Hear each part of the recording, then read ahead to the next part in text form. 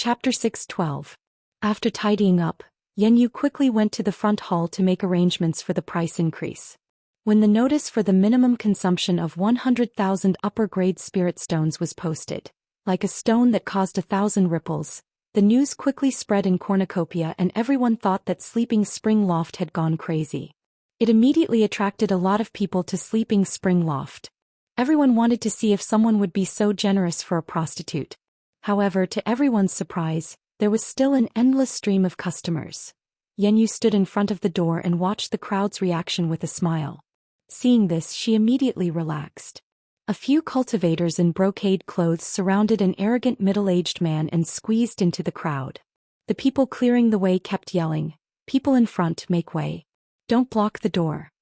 The people who were pushed aside saw their clothes and immediately recognized them as disciples of East Nation's Cloud Palace. They couldn't afford to offend them and quickly moved to the side.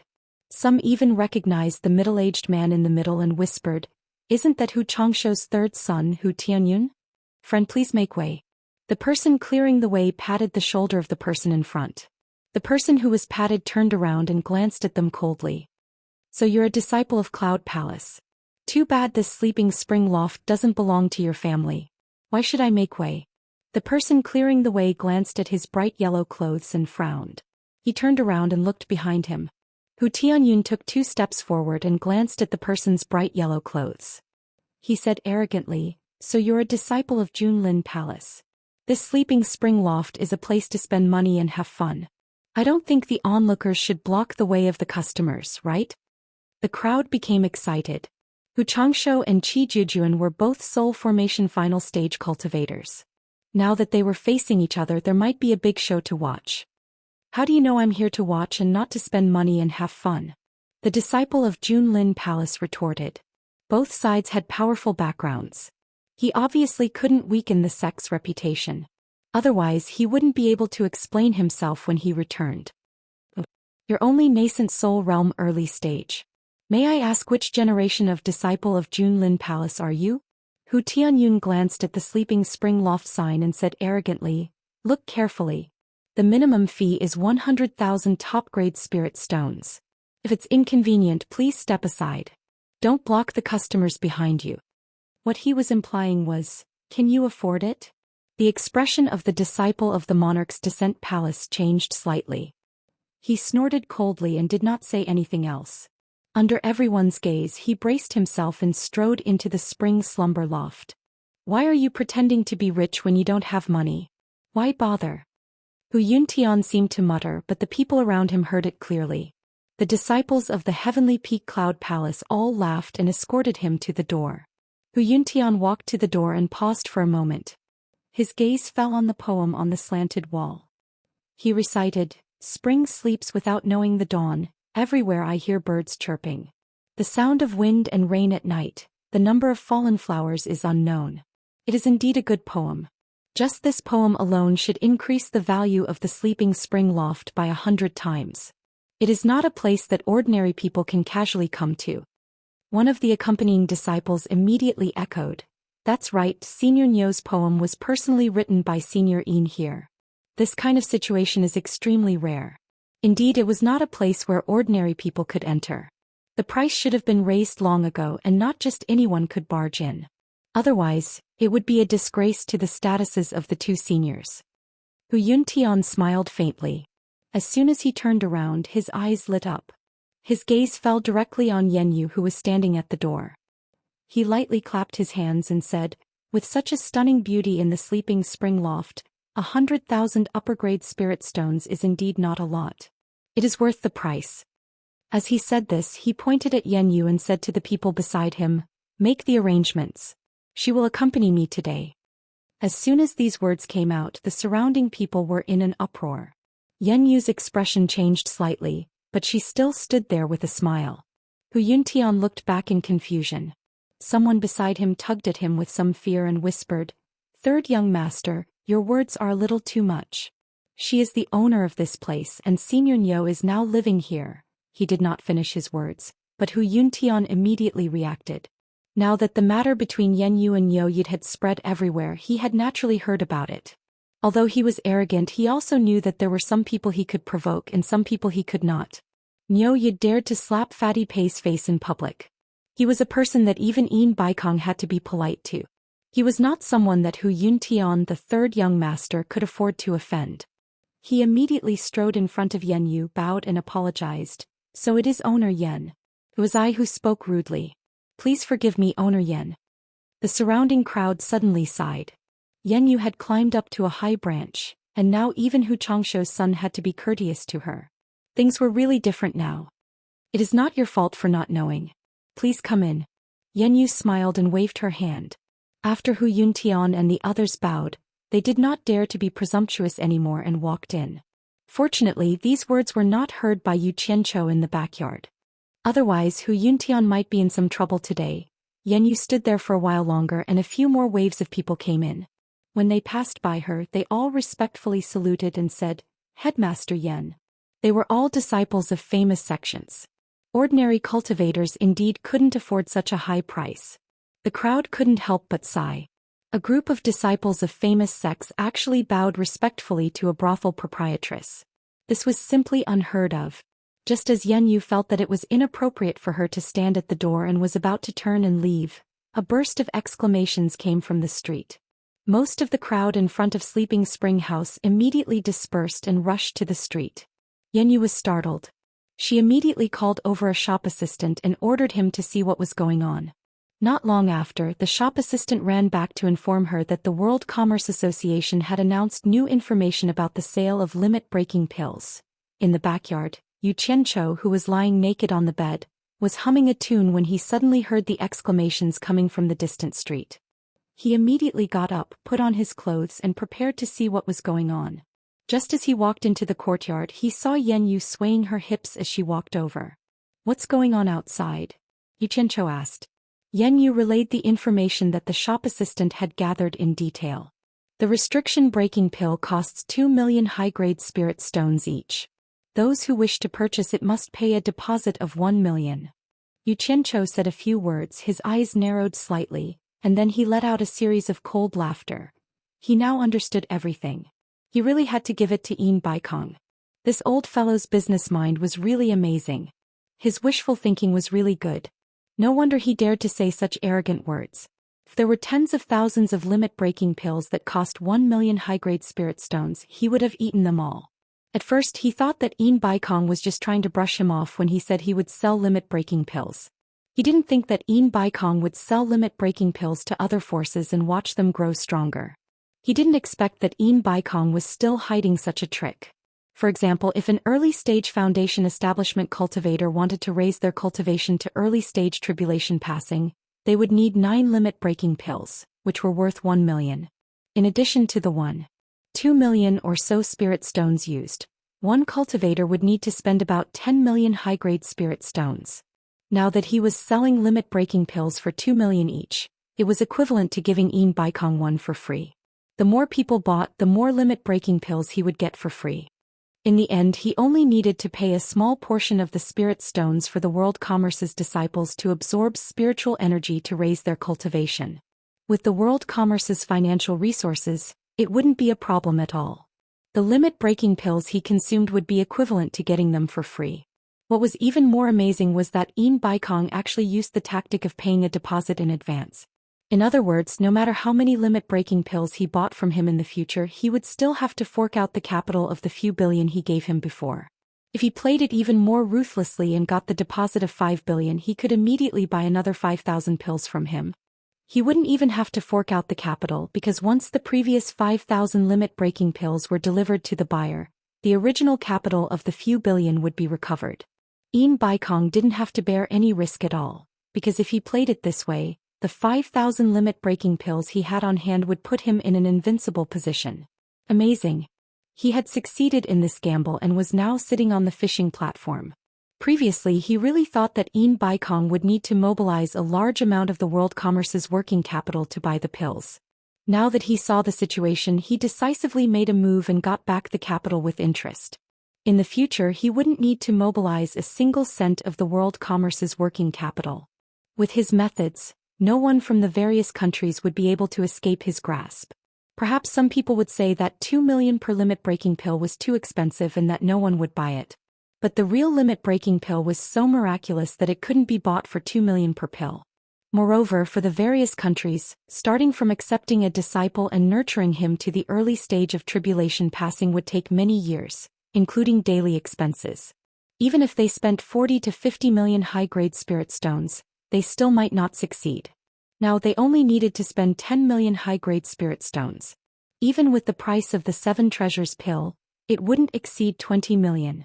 Moreover, it was a quick success which was equivalent to creating a group of early-stage tribulation-passing experts for their own use. Who could resist such a temptation? And the most fatal point was that they had no choice but to buy it. Who would be willing to watch others grow stronger and threaten them? Selling the 7 treasures pill at its original price would not earn a single spirit stone. From this, it could be seen that Yin Baikong had asked for the right to buy and sell the 7 treasures pill not to make money. In reality, it was to control the supply of the 7 treasures pill and choke the throats of those who bought the limit-breaking pill. No matter how many limit-breaking pills you bought, you couldn't surpass the influence of the world commerce. If the buyer felt that it was unfair, then they could choose not to buy the limit-breaking pill and someone else would buy it. The 7 treasures pill was controlled by Yin Baikong, so the initiative was in his hands. He could decide how he wanted to play. Others couldn't refuse to buy the limit-breaking pill. You think it's unfair? You don't want to buy it? Fine, I won't force you. I can sell some of the 7 treasures pill to your opponents as long as you can sit tight. If everyone buys it, that's fine too. It's not that I won't sell the 7 treasures pill, but I'll sell it slowly. However, I don't know when I'll be able to sell it. Chapter 6:13. Furthermore, everyone would receive an equal share. Even if there were more, it wouldn't be enough for so many countries to divide it. Even if they took out 10,000 7 treasures pills at once, if they were divided among 300 countries, each country would at most get around 30 pills. When the time came, he would have an excuse to say that his refining speed was just that. For the sake of fairness, no one could do anything to him. If you were not satisfied, you could ask others to buy less and sell the rest to you. But who would agree to this? But the World Chamber of Commerce was different. As long as they earned enough money, they would immediately have enough limit-breaking pills and 7 treasures pills to use together. This way, Yin Baikong would be taking everyone's money and earning everyone's money. If they provided enough limit-breaking pills, he could use the 7 treasures pills as leverage to extract as much spirit stones from the various nations as possible. When the time came, he might not even need to spend a single spirit stone to use the spirit stones from the various nations to raise the cultivation of every disciple of the World Chamber of Commerce to the early stage of passing tribulation. Imagine how terrifying it would be if all the disciples of the World Chamber of Commerce became passing tribulation experts. Just the thought of it sent shivers down one's spine. Even if someone killed Yin Baikong, any small leader of the World Chamber of Commerce could easily lead a group of disciples to retaliate. That would be unbearable. No matter how high one's cultivation was, if they couldn't kill you, they could kill your subordinates and turn you into a lord without an army. At that time, what kind of lord would you be? If you didn't have any subordinates, would you have to go to the spirit stone mines to dig for spirit stones? Unless someone was willing to be like Bai Chongqun, arrogant and solitary and didn't need subordinates. Yu Qianzhou narrowed his eyes and sneered incessantly. Unfortunately, no matter how cunning you Yin Baikong are, you won't be able to escape my palm. You want limit-breaking pills? Fine, I'll sell as many as you want.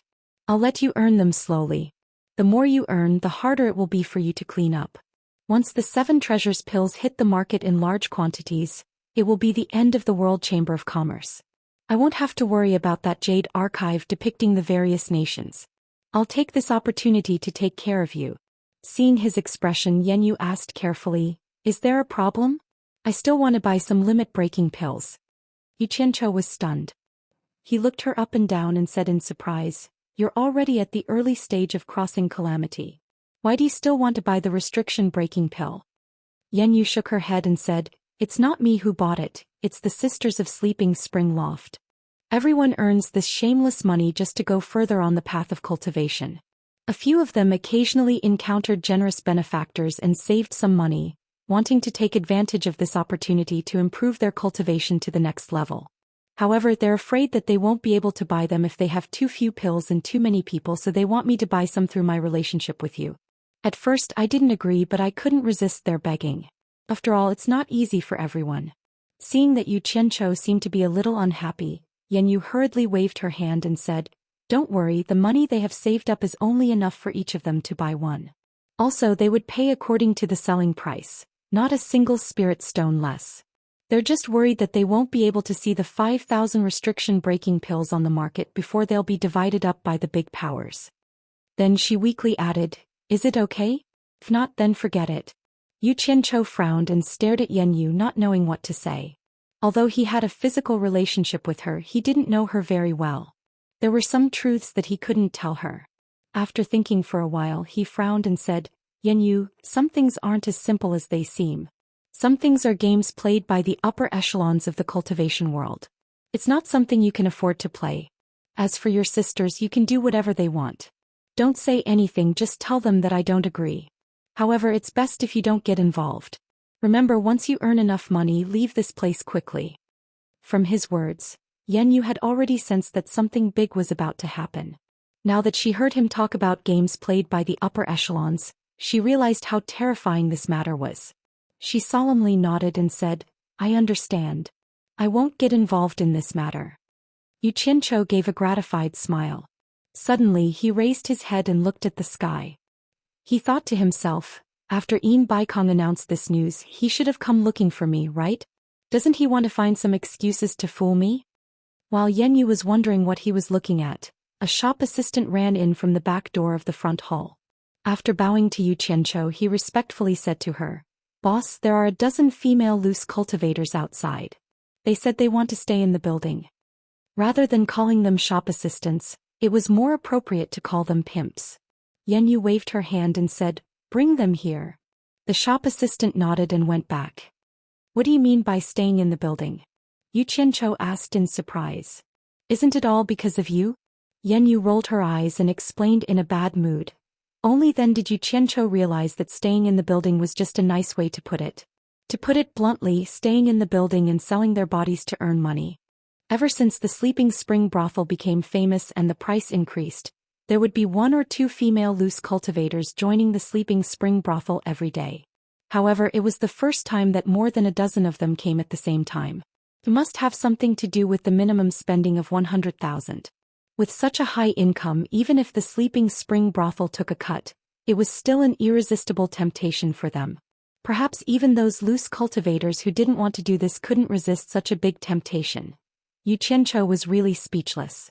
He came up with the idea of increasing the price, not only for Yan Yu's sake but also for the sake of her. If they were greedy and willing to continue to sink, then they couldn't blame others. But who knew that it would actually attract more people to do this? But who knew that it would attract more people to this line of work?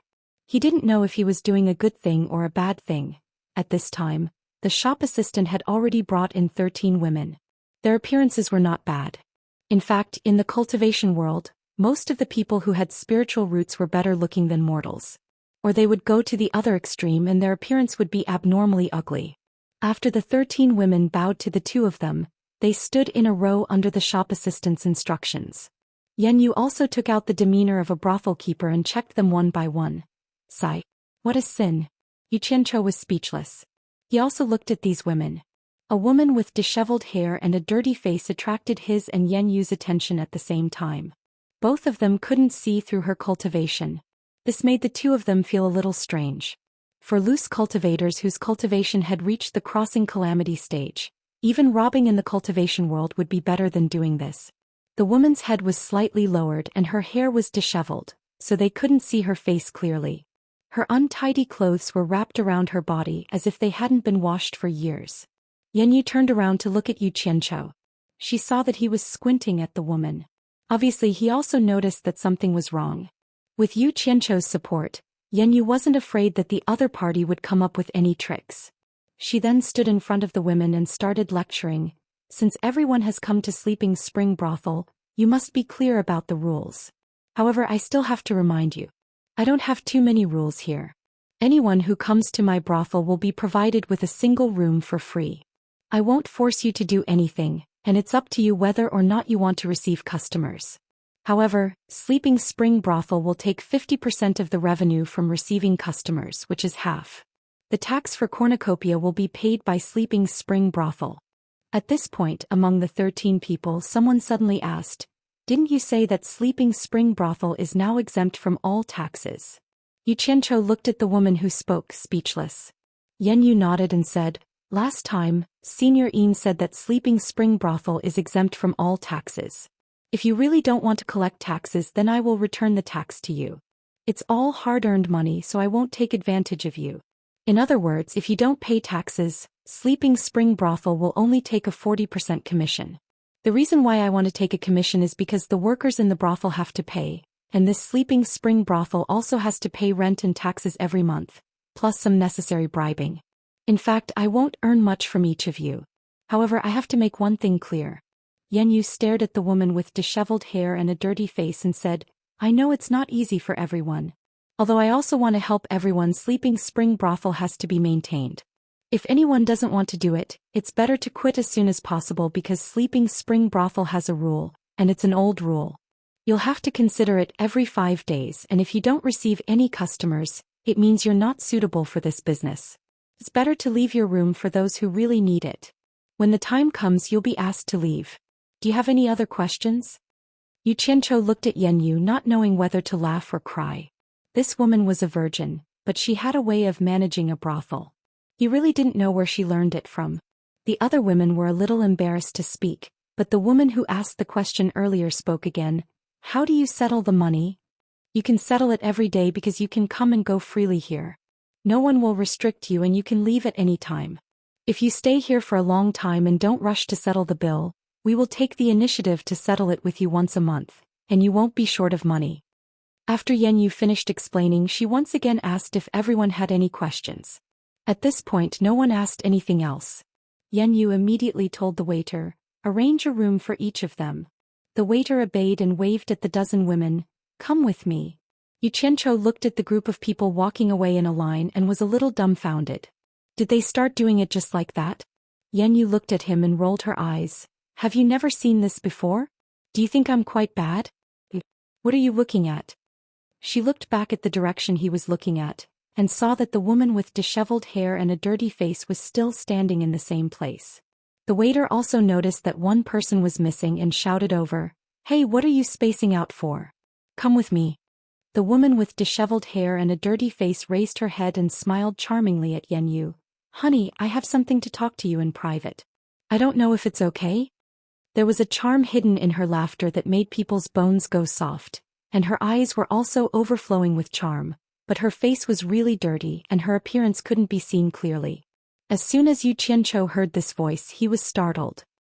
He felt that it was very familiar, so he stared at her suspiciously and carefully looked at her. Yan Yu's expression was also slightly stagnant.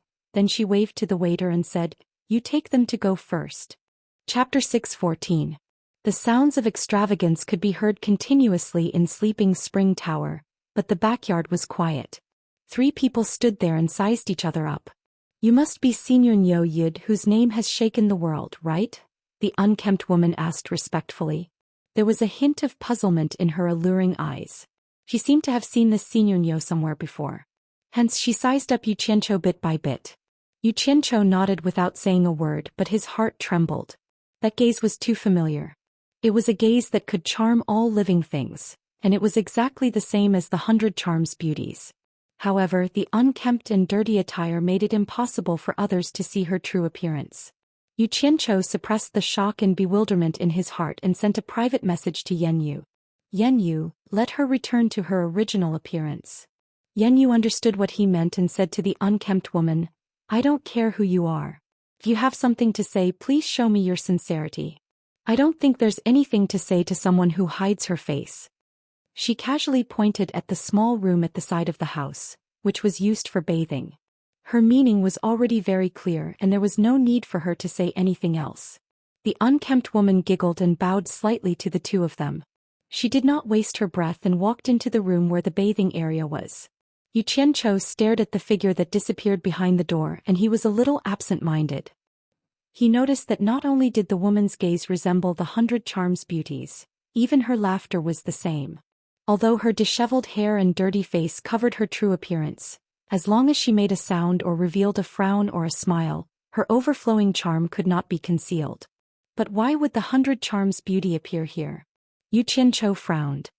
He was almost certain that it was her, but he did not dare to be certain before he saw her true appearance.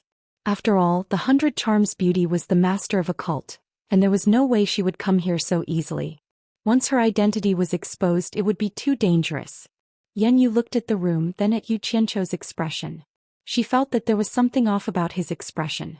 The sound of water splashing in the enclosure stopped. After a while, the wooden door creaked open.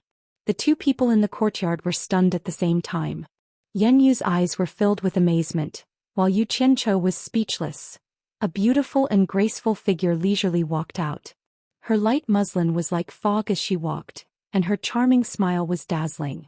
She was truly a peerless beauty that could turn all living things upside down. Who else could it be other than the 100 Charms beauty? The enchantress of 100 Charms walked in front of the two of them and casually spun her arms in a circle. The spring scenery under the light muslin was lively and fragrant. Every frown and every movement was full of charm. Then she bowed and said, "Master, how is my sincerity?" Yan Yu's stunned expression had yet to fade away. At this moment, when she stood next to this woman and compared herself to her, she suddenly felt a sense of inferiority. In the past he was quite confident in his own style. Only now did he realize that there was always someone better than him out there.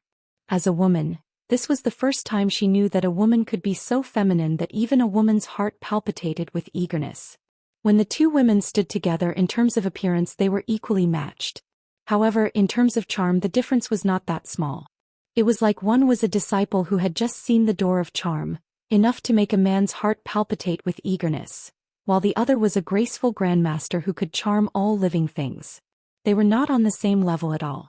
It was really her. Yu Qianzhou was speechless. He did not find it strange. The reason why the Enchantress of 100 Charms was called the Enchantress of 100 Charms was because of her peerless charm.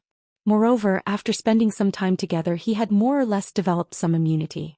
At this moment, he really wanted to ask her loudly, "What are you doing here? You're really causing trouble. Are you tired of living?" Yan Yu glanced at Yu Qianzhou and was slightly startled.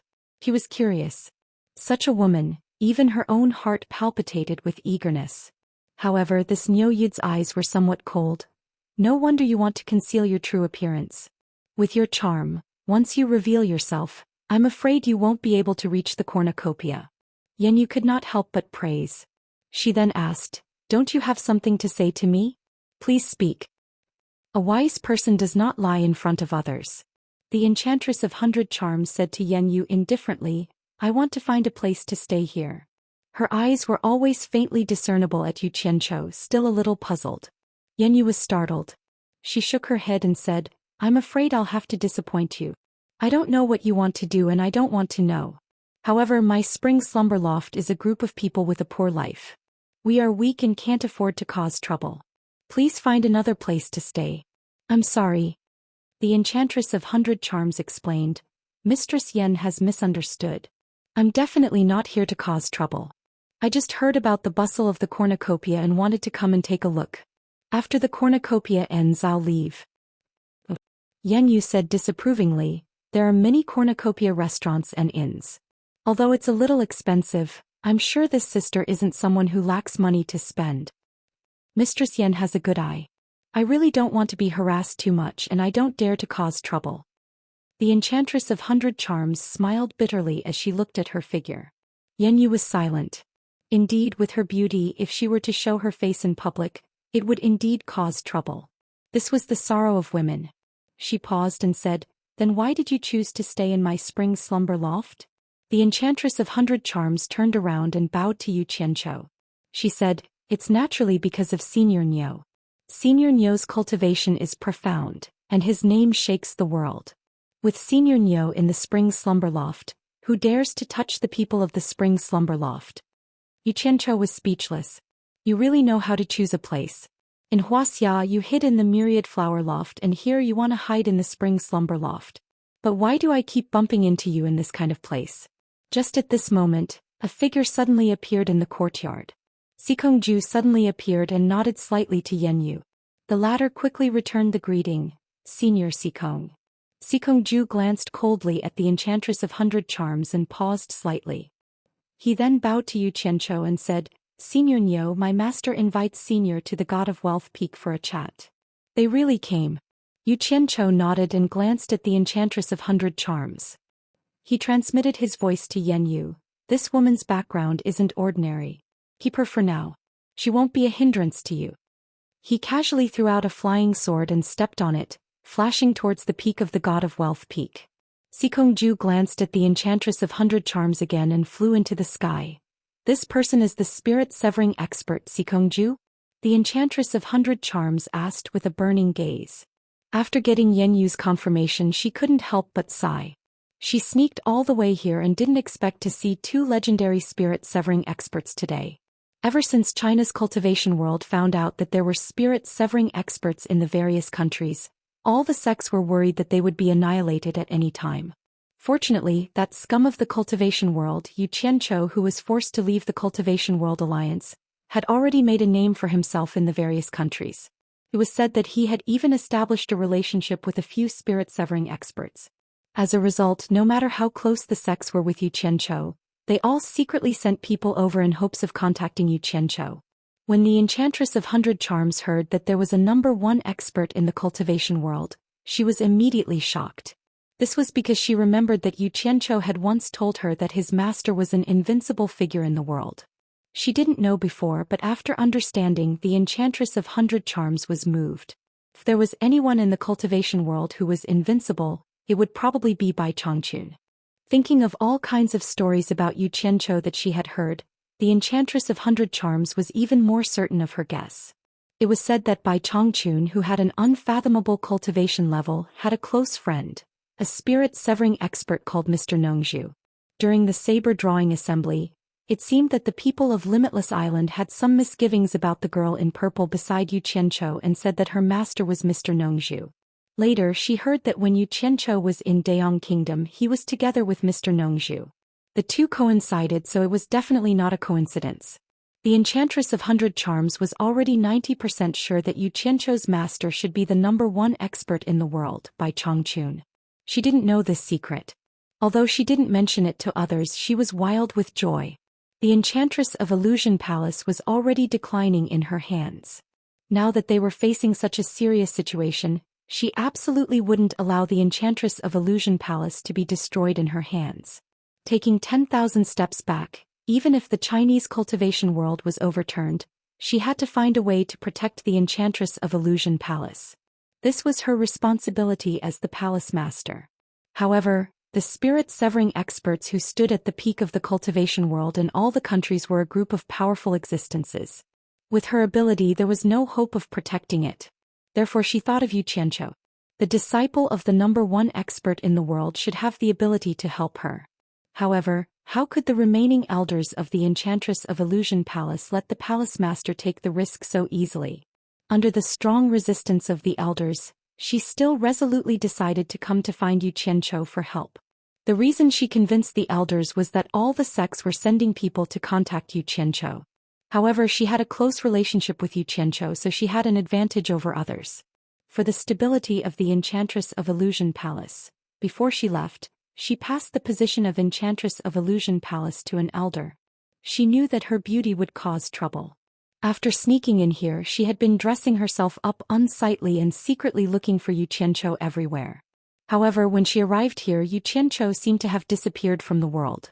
Even if she went through all kinds of hardships, she couldn't find any trace of Yu Qianchou. The holding of the treasure basin gave her a little hope. She was sure that Yu Qianchou was a person who liked to join in on the fun. Maybe she could find him at the treasure basin. If she really couldn't find him, she was ready to take the risk of breaking into the demon domain. Finally, she arrived at the treasure basin, but she thought of a problem.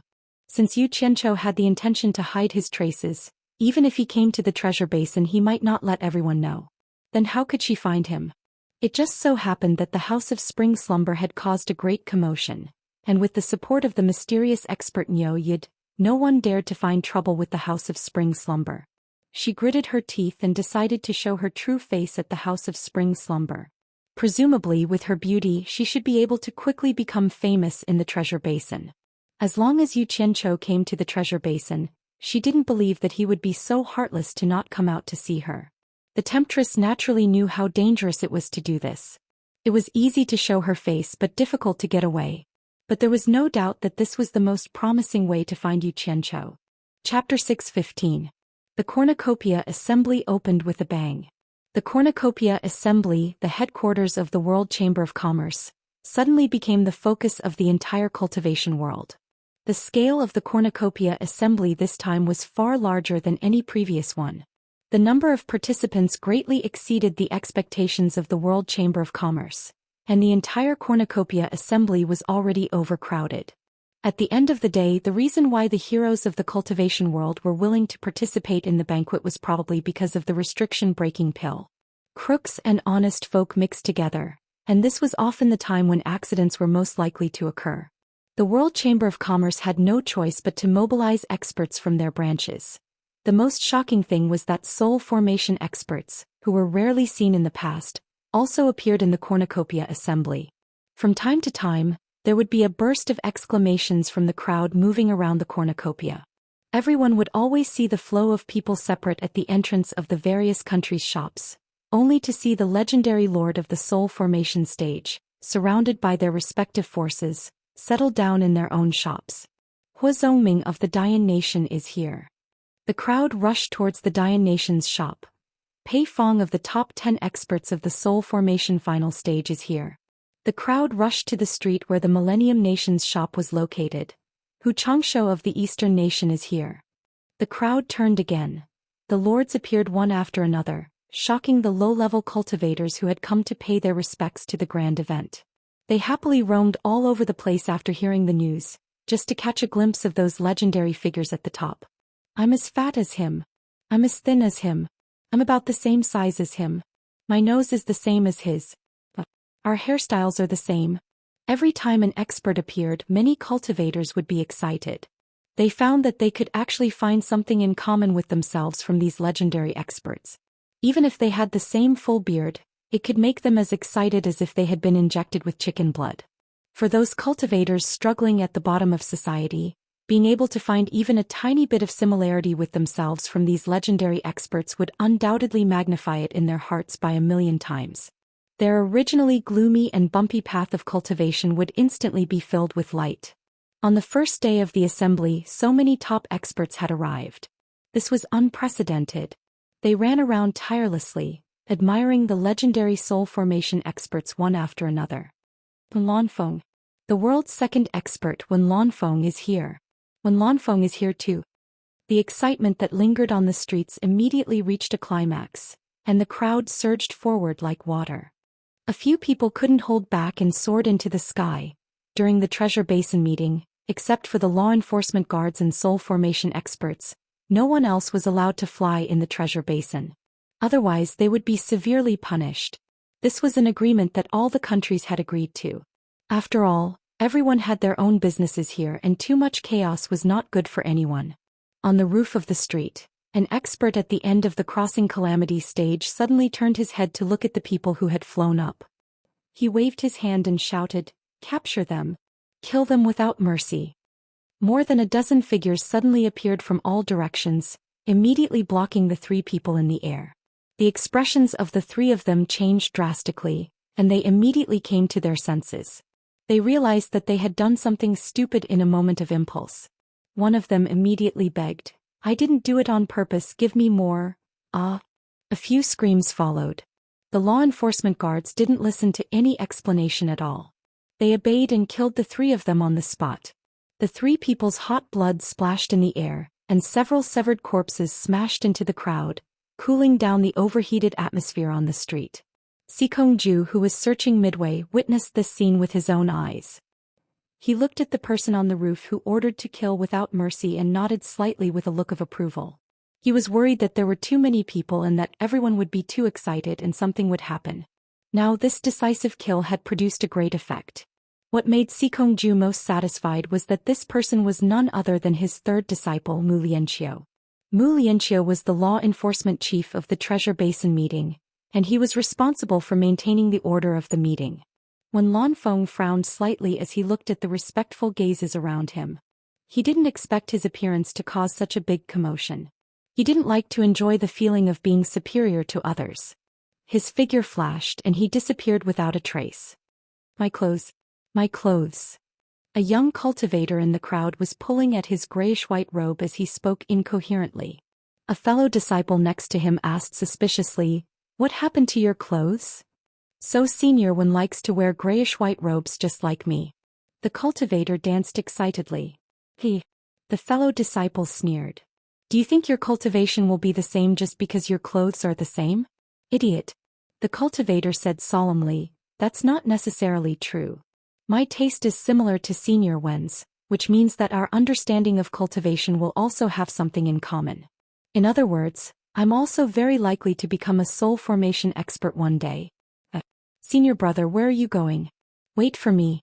In the unused attic on the top floor of the sleeping spring loft, it was elegantly decorated, and the incense burner placed on the horizontal table was emitting green smoke. Yanyu sat on the side and sipped on a small cup of tea. She silently looked up and down at the allure beauty standing in front of the wooden window. She didn't know why Niu Yid wanted her to take this person in. Could it be that he took a fancy to her beauty? The allure beauty had been watching the movements on the street in front of the wooden window. The waves in her heart hadn't stopped. The legendary soul formation experts appeared one after another. It really shocked her. Yanyu got up and gently walked to her side. She glanced at the lively street below and casually asked, "You said you came to Cornucopia to find someone. Who are you looking for? If it's convenient, you might as well tell me. I've been in Cornucopia for many years, maybe I've heard of him." The allure beauty turned around and was silent for a moment. Then she smiled sweetly and said, "The person I'm looking for is called Yu Qianchou." "Yu Qianchou?" Yanyu was stunned. "Did I hear that right? You came to Cornucopia to find that murderous butcher Yu Qianchou?" The allure beauty nodded with a smile, but there was an imperceptible bitterness in her smile. Yanyu smiled bitterly. "Then I'm afraid you've come to the wrong place. Now that there are so many soul formation experts here, almost all of them are people that Yu Qianchou has offended. How could he come to Cornucopia at this time? Isn't he courting death? He should come." The allure beauty looked at the street. She thought that there was no reason to be afraid of him just because he was the disciple of the world's #1 expert, Bai Chongqun. However, she had never heard anyone say that he had a relationship with Bai Chongqun. "Are you so sure?" Yanyu was a little surprised. Then she nodded thoughtfully. "Maybe. With Wen Lanfeng's support and Wen Lanfeng's coming to Cornucopia, that Yu Qianchou might really come. However, I'm afraid that he won't show up openly. In that case, how can you find him?" "There's a way." The allure beauty pulled out a zither and smiled. "I'll sing." Yanyu's eyes lit up. "Yes. I heard that Yu Qianchou is very talented. Every zither song he makes is rare in the world. Unfortunately, I've only heard of his name. I've never heard him in person. Could it be that you can play and sing Yu Qianchou's songs?" "To tell you the truth, Yu Qianchou and I are old acquaintances. He once wrote a song for me. There shouldn't be anyone else who can play it. If he comes to Cornucopia, I hope he'll follow me." The allure beauty smiled. "Old acquaintances with Yu Qianchou?" Yanyu muttered. She sized him up with a profound gaze and said with a faint smile, "If I'm not mistaken, you should be from the cultivation world of China, right? Otherwise, with your appearance in cultivation above the tribulation passing stage, I'm afraid it'd be hard for me not to know who you are." The enchantress of allure smiled but did not say anything. Yanyu did not ask much as long as she knew what was going on. She smiled and said, "If Sister Yi were to show her face and sing here, I'm afraid that the reputation of my sleeping spring loft would be even higher." Outside Cornucopia, a passage appeared in the roiling clouds. It was a special passage for the lords and spirit-severing experts of various countries. 6 disciples of the World Commerce Company stood guard in the air to guide them. At this moment, a figure flashed out of the passage. The 6 disciples bowed in unison. It was none other than Sikongju. Sikongju silently floated in the air, looking into the distance. Clearly he was waiting for someone. The 6 disciples looked at each other. They didn't know who was coming for the second in command of the World Commerce Company to personally welcome them. When Lanfeng came, he didn't come out to welcome them. Could it be the world's #1 expert Bai Chongqun? The 6 disciples looked at each other, their hearts thumping. If they could see the mysterious Bai Chongqun with their own eyes, It would be a blessing of 3 lifetimes. In fact, the 6 of them were thinking the wrong thing. If it was really Bai Changchun who came personally, it would be strange if Yin Baikong could sit still in God of Wealth Peak. He would have come out to welcome him. Moreover, none of the lords who arrived early would be able to sit still. They would all obediently come out to welcome him. Not long later, 2 black dots appeared in the distance. In the blink of an eye, a man and a woman stopped in front of the special passage. The man stood at the side with his hands tied. The woman had a graceful figure. Her green robes fluttered in the wind. She wore a green veil bamboo hat that covered her face, revealing her black hair. "Greetings, godly doctor." Sikongju bowed, then raised his hand and said, "My master is waiting on the mountain. Please." This man and woman were Lu Yanqing and Exen Laosen. The 6 disciples secretly clicked their tongues. So it was the world's #1 beauty, Lu Yanqing. They wanted to carefully look at the face behind the green veil bamboo hat, but they didn't dare to be rude. Just as they were about to enter the passage, someone shouted from afar, "Is that Lu Yanqing in front?" They paused at the same time. Looking back, they saw a flying magic tool flying towards them at high speed from another direction. When they arrived, they saw Nongju looking at them with a smile. Behind him stood 2 women. Sikongju was slightly startled. He cupped his hands and said, "So it's Mr. Nongju. You're welcome." Nongju waved his hand. He stared at Lu Yanqing and sized her up. "Lu Yanqing, how rare. Why are you here?" "Nongju, you're here." Her voice was as light as an orchid in an empty valley, and as clear as an oriole's cry. Lu Yan's gaze behind the curtain landed on Ziyi's body and said softly, "Ziyi is here too." Chapter 616. Greetings, Senior Lu. Ziyi stuck out her tongue and smiled. Obviously, it was not the first time she saw Lu Yanqing. Furong did not know any of them, but she also followed suit and bowed. "Nongju, who is this lady?" Lu Yanqing looked at Furong and asked in confusion.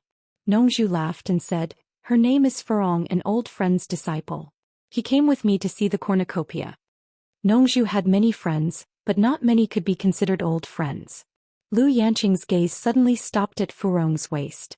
On the black jade pendant with cloud patterns, there was a frightening word "Bai" engraved on it. Nongju's old friend's disciple? Lu Yanqing's breathing quickened slightly. It was not the first time she saw this jade pendant, but now it was worn on this slightly shy woman. Then her master is. So it's Lady Furong. Lu Yanqing's gauze moved and she rarely took the initiative to greet a junior. Old Exen had seen Furong in Daong Kingdom, but they had never spoken. This girl was hanging out with Nongju at that time, so he did not find it strange. But seeing that his master valued her so much, he was somewhat curious. Sikongju was not blind, so he naturally saw the jade pendant. He had also seen this jade pendant before. His pupils suddenly shrank and the expression on his face twitched. He looked at Furong and swallowed his saliva with difficulty. He rarely cupped his hands and said to Furong, "So it's Lady Furong." The 6 disciples were also not fools. They also felt that the atmosphere was a little strange. Sikongju actually took the initiative to bow to a junior? The gazes of the 6 people also fell on Furong with uncertainty. Who was this? Furong timidly returned the greeting to the 2. She did not know what the jade pendant on her waist meant, and did not know how much pressure it was for the people who knew this jade pendant. Nongju looked on from the side and was quite satisfied. She admired herself for using Yu Qianchou to seduce Furong, and then using Furong to steal a jade pendant from Bai Changchun. It was a rare opportunity to borrow the tiger's might. She laughed and said, "Don't dawdle here. Let's go in first." "Please." Sikongju waved his hand solemnly. Then he led them into the cornucopia, and the group headed straight for the God of Wealth Peak. Not long after Yin Baikong sent Niu Yid away, Sikongju arrived with a few people. Nongju retracted her flying magical item, then immediately cupped her fists at Yin Baikong and said, "Yin Baikong, congratulations. You're going to be rich again." "Nongju is here." Yin Baikong replied indifferently. He never had a good impression of Nongju. This guy relied on the fact that Bai Changchun was his good friend to never put him in his eyes. If it weren't for Bai Changchun, he would have killed him several times when they didn't get along. Nongju smiled and did not take it seriously. In his heart he thought, "I know that you and Grandpa don't get along, so I specially got you a nemesis today." Yin Baikong smiled at Lu Yanqing, raised his hand and laughed. Rare guest, rare guest. My cornucopia is greatly honored by Divine Physician Lu's presence, ha. Brother Yin is too humble. I hope I won't disturb you. Lu Yanqing bowed. Hehe. I can't even invite an esteemed guest, how can I disturb you? I actually hope you come and disturb me every day. Yin Baikong laughed heartily, then turned to Sikongju and instructed, arrange a quiet courtyard halfway up the mountain, don't let anyone disturb Divine Physician Lu. Most of the other powers had their own places to stay in Cornucopia, but Lu Yanqing's Spirit Fong Valley did not have any shops in Cornucopia, so naturally they had no place to stay. They couldn't let one of the 4 eccentrics stay in an inn in Cornucopia, right? Yin Baikong was not that bad. Moreover, Lu Yanqing was such a delicate beauty. Although Yin Baikong was old, he had always been interested in protecting beauties. Most importantly, there were too many people in the cultivation world who owed Lu Yanqing a favor, including Yin Baikong himself who owed Spirit Fong Valley a favor. Don't look at how she stood aloof from worldly affairs, and her cultivation wasn't very high, but no one could underestimate her power. As for whether she used it or not, that was another matter. But then again, to be able to be recognized as one of the 4 eccentrics, none of them were simple. Yin Baikong, arrange a quiet courtyard for me as well. Look at me, it's not safe for me to wander around with 2 girls. Nongzhu asked without any trace of politeness. Yin Baikong coldly glanced at her and snorted, You Mr. Nongzhu have a wide range of connections, do you think you don't have a place to stay? You're not joking, right? His words meant rejection. At the side, Lu Yanqing was speechless. She glanced at Hibiscus through the green veil, then closed her red lips again. She wanted to say something to Yin Baikong, but after thinking about it she felt that it was inappropriate. After all, this wasn't her territory, so she couldn't help Yin Baikong make decisions. Then forget it. Nongzhu shrugged her shoulders indifferently, then turned to Hibiscus apologetically. Hibiscus, my face is a little small and I've made you suffer. Come, let's go to the inn at the foot of the mountain and see if there are any empty rooms. I believe that if we look from one to another we'll definitely find one. Z, come, let's go down the mountain. It's all right. Hibiscus said weakly. She didn't think that there was any difference between staying at the foot of the mountain and the top. Zi pouted her lips at Yin Baikong. Yin Baikong snorted coldly. This Nongzhu was obviously pretending to be pitiful. How could this old man's god of wealth peak be a place that anyone could stay at? Lu Yanqing's expression became strange. Why did she feel that Nongzhu was deliberately tricking Yin Baikong? If Yin Baikong really offended that person with that person's thunderous methods, he wouldn't be able to argue at that time. This cornucopia association, what a joke. If this girl was really that person's disciple, then she would have offended that person's entire family. Who would dare to not give that person face? Sikongju's forehead was drenched in cold sweat. His master still hadn't discovered it. He hurriedly moved in front of Nongzhu and awkwardly cupped his hands. Mr. Nongzhu, please wait a moment. I'll discuss it with my master. No need. Your God of Wealth Peak isn't a place that ordinary people can stay at. The 3 of us are a little small, so we don't dare to disturb you. I'd better bring my 2 girls along to beg for a place to stay. Nongzhu sneered sinisterly. Yet his face revealed an expression that said, just you wait and see, I'll teach you a lesson when the time comes. Lu Yanqing's red lips slightly opened as she secretly smiled bitterly. This Nongzhu really wanted to trick Yin Baikong. Begging on the streets. Sikongju almost choked to death by these words. He repeatedly smiled apologetically. Mister, please wait a moment. Before he could finish, he heard Yin Baikong shout. Sikong, what are you trying to do? This was really rebellious. A disciple actually went against his master's words. Master. Old man, take a good look first. Sikongju almost cried. He hurriedly transmitted his voice to Yin Baikong. Master, look at that girl called Farong. The jade pendant on her waist, this disciple seems to have seen it somewhere before. Since things had already escalated to this point, he didn't dare to say it out loud. If he said it out loud, it would put his master in a difficult position. At that time, he would definitely blame himself for not saying it earlier. He could only use a roundabout way to remind his master and let his master decide for himself. Yin Baikong's face was full of anger as he casually swept a glance. But it was this casual glance that caused Yin Baikong's expression to stiffen. He couldn't tell what kind of expression was on his face, but it was very rich and interesting. The half-palm-sized black jade pendant with cloud patterns didn't seem to be very eye-catching. But the most frightening thing was that there was a Bai character engraved on it. If you asked Yin Baikong if he had seen this thing before, he would tell you that he had seen it before. Moreover, he had seen it several times. Don't look down on such an unremarkable little thing. But to some people it was like a death warrant. Yin Baikong currently had this kind of feeling. The jade pendant that Bai Chongqun had carried with him for many years, why would it be on her? Yin Baikong kept asking himself this question in his mind. Miss, where did you get this jade pendant from? Yin Baikong pointed at Furong's waist with a complicated expression. After hearing Nongzhu's pitiful words, Furong really didn't have a good impression of this old woman. Plus, she was too innocent and didn't know how to hide her likes and dislikes. With a face full of disgust, she said, "My master gave it to me. What does it have to do with you?" Yin Baikong almost choked on her words. A mere core formation stage little girl actually dared to talk to him, one of the top 10 experts in the world, a cultivator of the late soul-severing stage, in such a manner. She must be tired of living. But without a doubt, this also showed that although her cultivation level wasn't high, she didn't put him in her eyes at all. How many people in the world dared to not put a cultivator of the late soul-severing stage in their eyes? Not to mention this little girl.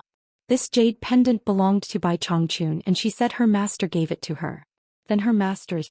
Yin Baikong's expression twitched. He angrily stared at Nongzhu and fiercely transmitted his voice. "Nongzhu, what do you mean by this? Are you deliberately tricking me? Are you trying to sow discord between me and Bai Chongqun? Arrogant. Scared you to death." Nongzhu's stomach was already overjoyed, but on the surface she coldly transmitted her voice back.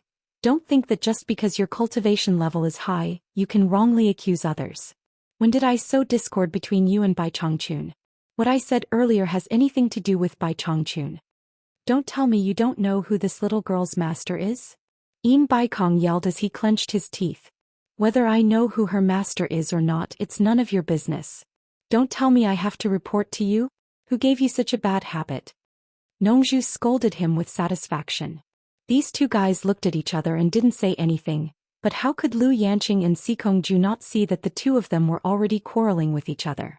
Third brother Exin had never seen Bai Chongqun before, but now that the topic of the late soul-severing stage cultivator was actually related to Furong's jade pendant, he couldn't help but pay attention. The word Bai on the black jade pendant made his eyebrows twitch. This was obviously an ordinary jade pendant that indicated a surname, but the surname Bai seemed to be rare in the cultivation world. The attention of a late soul-severing stage cultivator and his master's attitude immediately made third brother Exin think of a certain person with the surname Bai. He remembered that this girl named Furong seemed to be Yu Qianzhou's woman. Chapter 617. Yin Baikong's good mood these few days disappeared in an instant. Every time he met this guy he would feel disgusted for a while, but he couldn't do anything to him. Suppressing the anger in his heart, he transmitted a message. "Nongzhu, don't go overboard. Don't think that no one in this world is Bai Chongqun's match." He had thought it through. If Nongzhu was persistent and attracted by Chongqun's attention, he could only ask Miao Yid for help. He didn't believe that an immortal couldn't deal with Bai Chongqun. Nongzhu was stunned. Was there anyone in this world who was Bai Chongqun's match? The old fox wouldn't joke about this. She subconsciously asked, "Who?" "There's always someone better, it's none of your business." Yin Baikong transmitted, "I'll arrange a house for you halfway up the mountain. You can't live there, right?" He had already admitted defeat. After all, he didn't dare to provoke Bai Chongqun. If he couldn't get Miao Yi to help, he would be in trouble. "Of course I'll live there," Nongzhu replied. He didn't have any deep grudges with Yin Baikong. He just didn't like the old fox, so he couldn't help but provoke him every time. In fact, Yin Baikong never provoked him. Now that he heard that Miao Yi was staying on this heavily guarded mountain, he also wanted to stay there. It would be more convenient for him to chat with Yu Qianzhou. Now that he had fooled the other party and achieved his goal, he naturally had to stop while he was ahead. He couldn't risk his life against the old fox.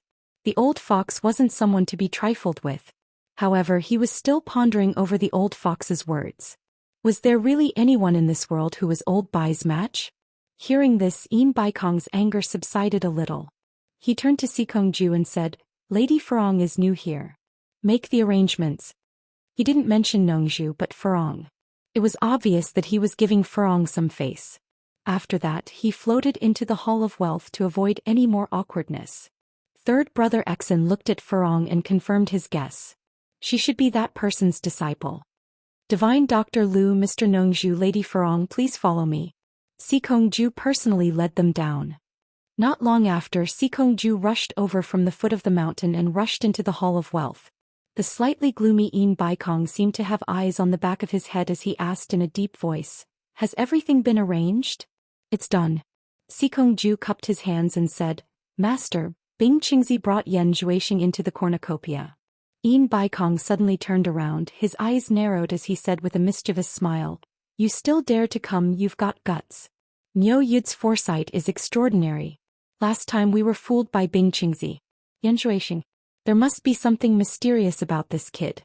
Arrange for someone to keep an eye on him. Be careful not to alert the enemy.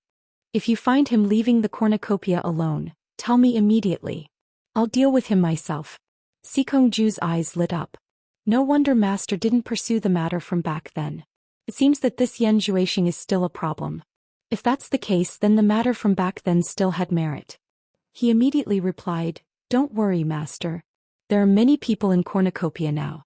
No one will find out if 1 or 2 people are inserted to monitor Yan Zhuixing. I'll arrange it right away."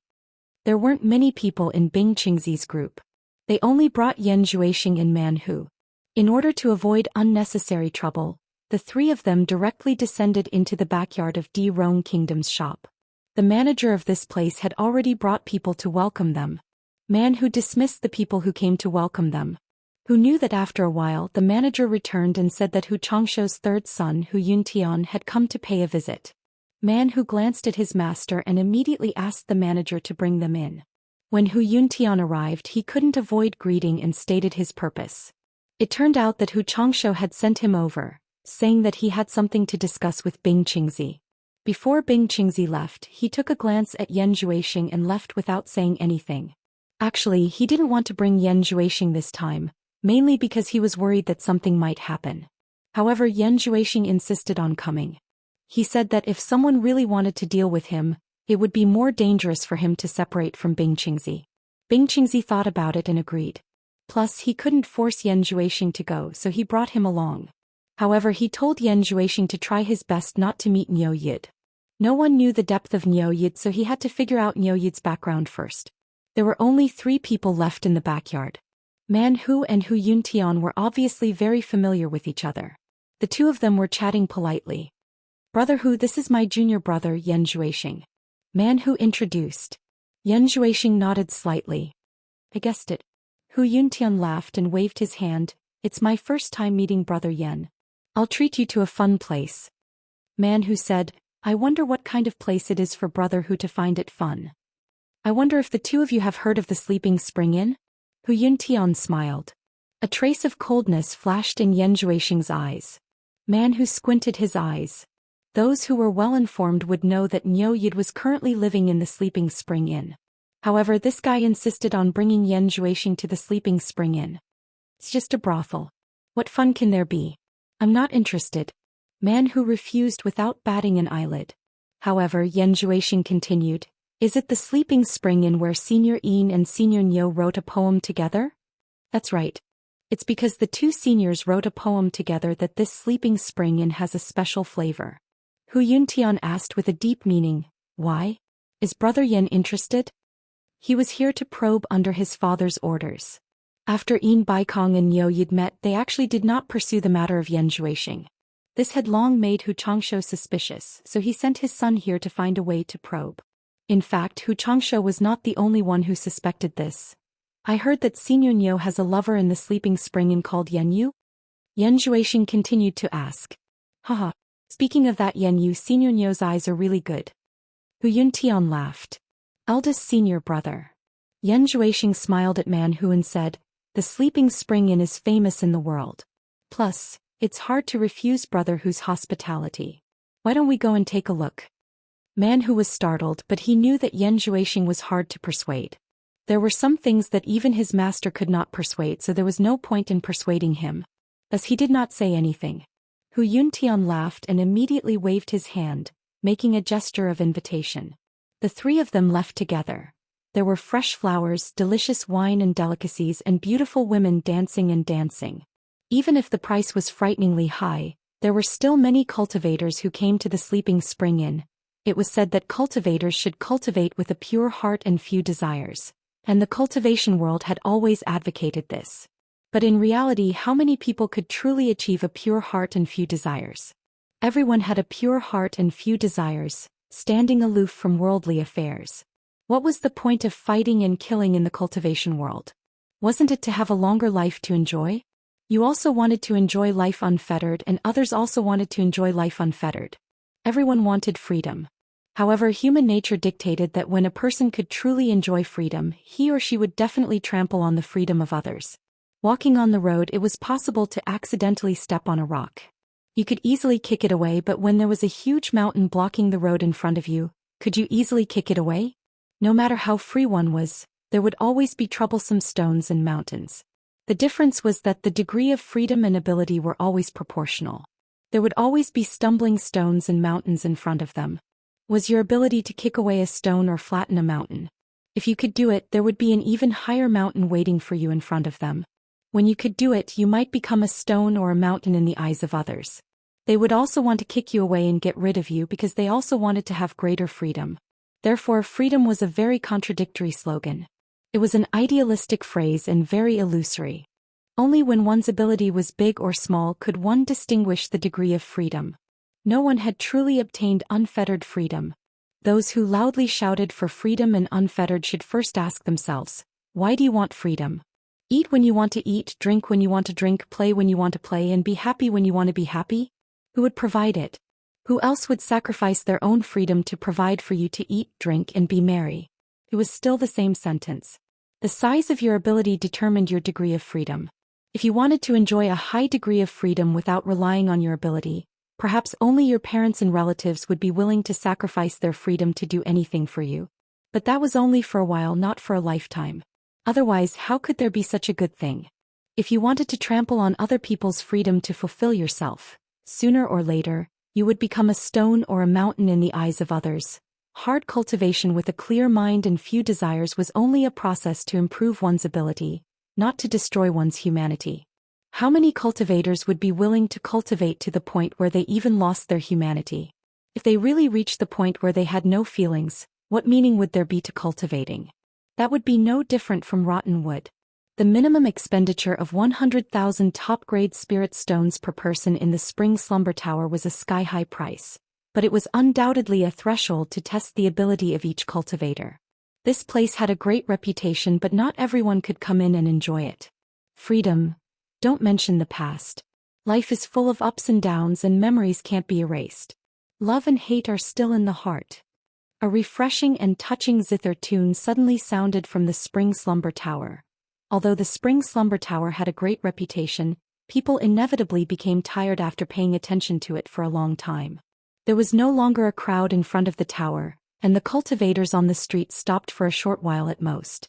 At this time, everyone's attention was focused on the cornucopia and treasure tower's limit-breaking pill, and the reservation had begun. However, when a faint sad zither tune floated out of the Spring Slumber Tower, it immediately froze the hurried footsteps on the street. They all turned around to listen to the sudden sound of nature, and their expressions were very surprised. Although they had never heard the zither tune and the voice before, they could only use the word beautiful to describe it. More and more people lingered in front of the Spring Slumber Tower. No wonder it's the Spring Slumber Tower that Senior Ian and Senior Nyo wrote together. I didn't expect it to have such a stunner and such a masterpiece. Yes, this woman's charm is even better than that owner Yen Tc. Just the look in her eyes is enough to make people restless. What was most unexpected was that the Spring Slumber Tower actually got Yu Qianqiu's masterpiece. Although Yu Qianqiu is not a very good person, his zither music is undoubtedly the best in the world. Haven't you heard? Senior Nyo is more familiar with Yu Qianqiu's zither music. Maybe it was Senior Nyo who taught this song to the Spring Slumber Tower. It's very possible. But it's really a pity that the reservation for the limit-breaking pill had to be made at this time, and we were summoned by the door and had to leave midway. But then again, the 100,000 upper-grade spirit stones were definitely well spent. Two cultivators who hurried out of the spring slumber tower sighed endlessly, which made the onlookers in front of the tower itch. However, most of them were short of money and not many could enter at any time. Chapter 6:18. Halfway down the God of Wealth peak, among the lush greenery, flying beams and painted rafters were faintly discernible. Large and small houses blended together with the shade of greenery. Other than some of these houses for distinguished guests to rest, most of the houses were for the World Chamber of Commerce's high-ranking people to live in. After Nongzhu occupied a house, she looked around in a good mood. Compared to the surrounding houses, the house arranged by Sikongju was definitely considered outstanding among the nearby buildings. It was large and imposing enough, and should be the kind reserved for the most distinguished guests to live in. It seemed that she had benefited from Farong. Otherwise, it would be strange if the old fox didn't drive her down the mountain. Nongzhu glanced at the two girls who were also looking around and said happily, "There are many rooms here. Both of you go pick one you like to live in." The two girls looked at each other hesitantly. It seemed that there was nothing to be picky about where to live. Finally, Ze asked weakly, "Master, didn't you say that Yu Qianqiu would come to Cornucopia? Where's he?" Nongzhu was startled. She had only told Bai Tongchun that Niu Yid was Yu Qianqiu. She really didn't know if she should tell the two girls. She thought for a while and said, "You two stay here first. Yu Qianqiu hasn't arrived yet. When he arrives he'll come find us immediately." After casually brushing off the two maidservants, he warned them not to run around and walked out of the courtyard by himself. Sikongju arranged a disciple to wait for orders outside. When he saw Nongzhu come out, he immediately bowed. "Take me to Niu Yid's house to have a look," Nongzhu ordered without hesitation. The disciple immediately led the way in front. After shuttling through the intersecting steps under the shade for a while, the two of them walked towards a very imposing house. When they were not far from the gate, they saw three people walking up the steps in the opposite forest. Nongzhu was startled and thought to herself, why did she come here? A World Chamber of Commerce disciple led Lu Yanqing and her disciple Third Xian over. The three people opposite also paused, obviously not expecting Nongzhu to come here. The two groups of people met in front of the house's gate. Then both sides dismissed the World Commerce's disciples. "Nongzhu." Lu Yanqing nodded. Nongzhu looked around and said suspiciously, "Lu Yanqing, what are you doing here? Could it be that he's looking for Niu Yid?" As he said this, he glanced towards the inside of the house. Lu Yanqing lightly explained, "I met Niu Yid at the Ghost Manor. At that time he said that Lao San brought Yu Qianqiu to meet him in Deyang City. When I went back to ask Lao San, he said that he didn't remember this. I came here today to let third brother and Niu Yid meet and see if the third brother Xian that Niu Yid mentioned is my disciple." Nongzhu was speechless and thought to herself that Yu Qianqiu must have lost his mind. Could Xian Lao San bring Yu Qianqiu to meet Niu Yid? Wasn't this lie a little too ridiculous?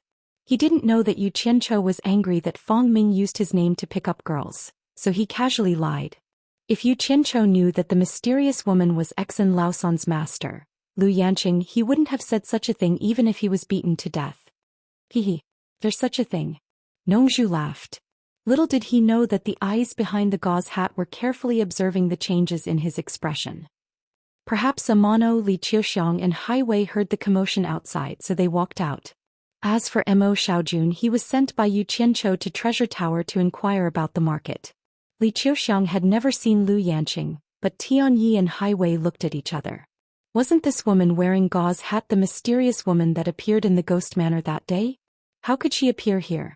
Nongzhu and the other two stared at the horrifying and ugly Li Qiuxiang. They must have heard about this woman's horrifying actions in the treasure bowl. "May I know who you're looking for?" Tianyi cupped his fist and asked. In fact, he had already guessed that the three people were looking for Niu Yid. It was impossible for them to be here. Xian Lao San glanced at their cultivation and answered, "I'm Xian Lao San from Lingfang Valley." Then he pointed to Lu Yanqing and Nongzhu respectively and explained, "This is my master, the master of Lingfang Valley, and this is Mr. Nongzhu, the master of Purple Bamboo Forest in the South Sea. We're here to visit Senior Niu Yid."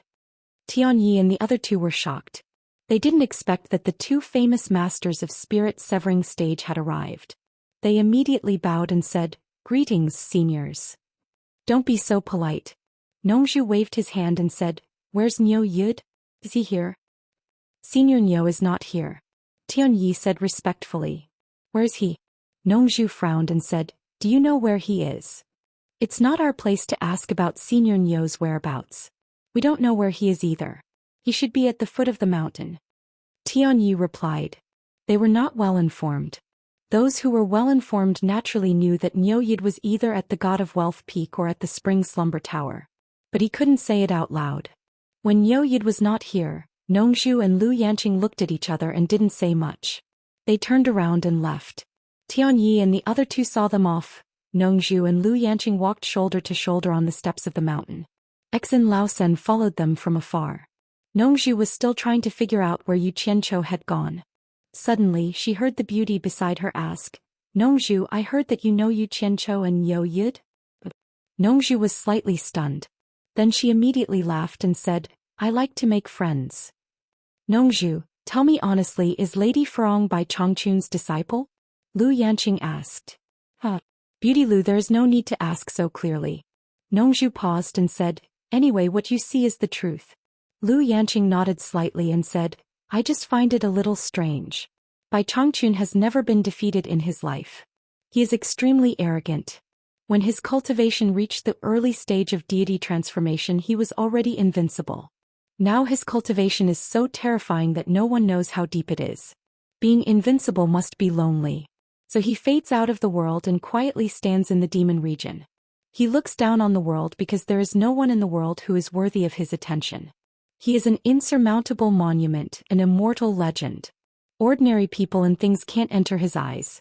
And from what I see, although Lady Furong has extraordinary talent, she is not a genius. Plus, the opening of the East Holy Land is not far away. Why would he accept a female disciple at this time? And he even gave her the jade pendant that he always carries with him. It is really unimaginable. You can be his confidant now. Nongzhu laughed and said, that old guy always has a cold face. Who knows what he is thinking? Don't you know? Lu Yanqing asked in a strange tone. Look at what you are saying. I'm not a roundworm in his stomach. I really don't know. Nongzhu denied on the spot. Even in front of the world's most beautiful woman, she could still lie without batting an eyelid. She was indeed a veteran among flowers. Nongzhu. Lu Yanqing suddenly stopped and asked in a voice transmission, but as far as I know, Furong is Yu Qianqiu's woman. Bai Chongqun would not accept someone else's woman as his disciple. Also, after when Lanfeng returned from the demon region in defeat, he suddenly announced that he would support Yu Qianqiu. This is not Wen Lanfeng's character at all. Also, Ziyi seemed to have been with Yu Qianqiu when they were in the Chinese cultivation world. What was going on? Don't tell me that Yu Qianqiu has nothing to do with Bai Chongqun. Nongzhu also stopped and said in a surprised voice, Lu Yanqing, what do you want to say? Why can't I understand what you mean? You don't think that Yu Qianqiu has something to do with Bai Chongqun, do you? What do you think? Lu Yanqing said indifferently, with Furong's condition, Bai Chongqun will not like her. If you ask me, it is Yu Qianqiu who is difficult to see through. Bai Chongqun is more likely to like him. Do you think that Bai Chongqun loves me because of my dog? Nonsense, your imagination is really rich. Nongzhu shrugged disapprovingly. Seeing that he still did not admit it, Lu Yanqing did not bother to explain and continued to walk along the steps of the mountainside. You think what you want, I just won't admit it. Nongzhu secretly laughed. After a few steps, she suddenly heard Lu Yanqing's voice. Maybe others don't know, but I know that Yu Qianqiu is Nyo Yid. Nongzhu couldn't find it funny anymore. She stood still and stared at the graceful figure walking up the stairs with her eyes and mouth wide open. After a long time, he cursed under his breath and quickly followed after them. The two of them stood in a pavilion on the mountainside without saying a word. Third brother Exin was very conscious and did not follow them. This pavilion was built in a relatively prominent position and could enjoy most of the scenery of the cornucopia. They stood in silence for a while. Nongzhu sighed softly and said, humans. There is no need to say it out loud. It is so boring. I just want to confirm it. If I really want to say it, you and I will not stand here. Lu Yanqing said lightly. Hey, what's going on? Nongzhu looked down the mountain and felt strange. Lu Yanqing glanced at the crowded place and said, don't you know? That is the position of the treasure tower. They all want to reserve the limit-breaking pill made by Nyo Yid. Zai. Nyo Yid's elixir and Yin Baikong's tricks. What are they trying to do? I mean that position. Nongzhu pointed to another place where many people were lingering. This time Lu Yanqing said sarcastically, that is the spring slumber building where Niu Yud and Yin Baikong worked together to write a poem. These two are really good partners. They work together to write poems and sell pills. Nongzhu laughed and thought to herself, this Yu Qianqiu is really not a good person. But I think he is going to make a fortune this time. I don't know if Wen Lanfeng went to join in the fun. Why don't we go to the Wen family's shop and have a look? Nongzhu changed the topic and said, is it convenient for you to go? Why would it be inconvenient for me? You're just thinking too much. I came here to see him. Lu Yanqing turned to third brother Exin and said, you go back first. You don't need to follow me. Then she took the lead and flew towards the direction of the Wen family's shop. Nongzhu winked and chuckled, then flew into the air and followed. Coincidentally, the Wen family's shop was diagonally opposite the sleeping spring tower. The two landed in the backyard of the Wen family's shop. Immediately a guard shouted, who are you? How dare you trespass here? Obviously he did not know them. What are you shouting for? Nongzhu said disdainfully. Wen Lanfeng's voice came from the upper floor of the shop. Is it Nongzhu? Come straight up. Chapter 619. Mr. Nongzhu? The man was shocked on the spot. Everyone in the Wen family knew that Nongzhu was Wen Lanfeng's best friend. So he bowed and apologized. Nongzhu would not argue with him. She waved her hand casually and went upstairs in the shop. The top floor was empty and clean. The diamond-shaped wooden lattice window was half open, and a guqin was placed beside the window. Wen Lanfeng stood by the desk with his eyes closed and hands behind his back. He seemed to be listening to something. Nongzhu rushed over and was very curious when she saw this scene. Who else did you bring? Wen Lanfeng asked with his eyes closed. He could tell that someone was going upstairs. Nongzhu walked to him and said with a smile, you'll know when you look back. Wen Lanfeng slowly opened his eyes and looked over. He was stunned and the expression on his face became complicated. He turned around and said with a wry smile, why are you here? I heard that you came to Cornucopia, so I came to have a look. Lu Yanqing said. Haha. Nongzhu looked at the guqin on the desk and was overjoyed. Lu Yanqing looked at the guqin and was speechless. Wen Lanfeng's old face suddenly became angry. He stared at Nongzhu and shouted, what are you laughing at? Anyone who knew something about the past between Wen Lanfeng and Lu Yanqing knew that Wen Lanfeng really tried his best to pursue Lu Yanqing. Knowing that Lu Yanqing liked music, he immediately studied hard and practiced hard, turning from an ignorant person to a person of this path. The reason why Nongzhu and Wen Lanfeng could become friends was that Wen Lanfeng admired Nongzhu's good flute, so he came to the South Sea purple bamboo forest for advice. Nothing.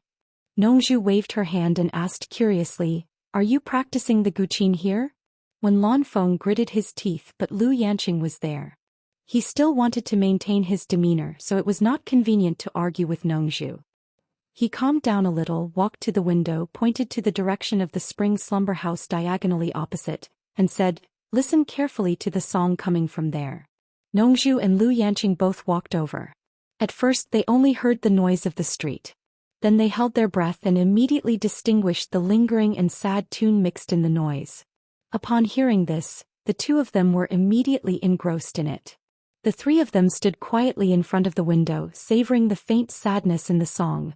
After a long time, Lu Yanqing let out a sigh of relief and murmured, don't mention the past anymore. Life is full of ups and downs.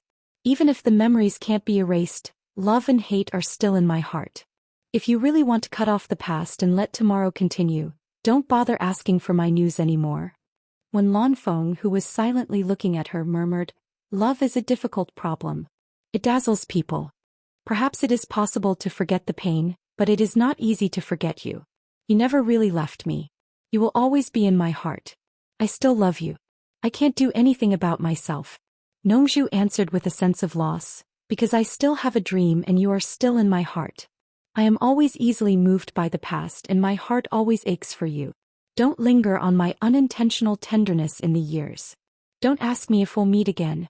Don't care if my words are insincere. What a sad song. Lu Yanqing shook her head and sighed. She continued the lyrics that Nongzhu had not finished reading. Why don't you understand? As long as there is love, there will be pain. One day you will know that life will not be different without me. Life is too rushed. I am so afraid that my eyes are always hazy with tears. Forget me and there will be no pain. Leave the past in the wind. The three of them stood in front of the window, each thinking. Lu Yanqing, who was the first to wake up, stared at the direction of the song outside the window and asked, "Isn't that the Sleeping Spring building? Is it the girl in the brothel who is playing and singing?" He was quite curious. Was there such a talented girl in the brothel? I sent someone to check. It is indeed a girl in the brothel. When Lanfeng shook his head and smiled bitterly, but this song was composed by Yu Qianqiu. According to the girl in the brothel, it was Yu Qianqiu who wrote it for her. Is it Yu Qianqiu again? Lu Yanqing nodded slightly and said, "No wonder. It is estimated that only Yu Qianqiu can make such a wonderful song. It seems that Yu Qianqiu has also been trapped by love. If he did not empathize, how could he make such an unforgettable song?" Yu Qianqiu? Did he make it? Is it true? Do you believe it? Nongzhu's face was full of disbelief. To be honest, he had long heard of such a thing, but he had never believed it. Based on his understanding of Yu Qianqiu, what overflowing talent.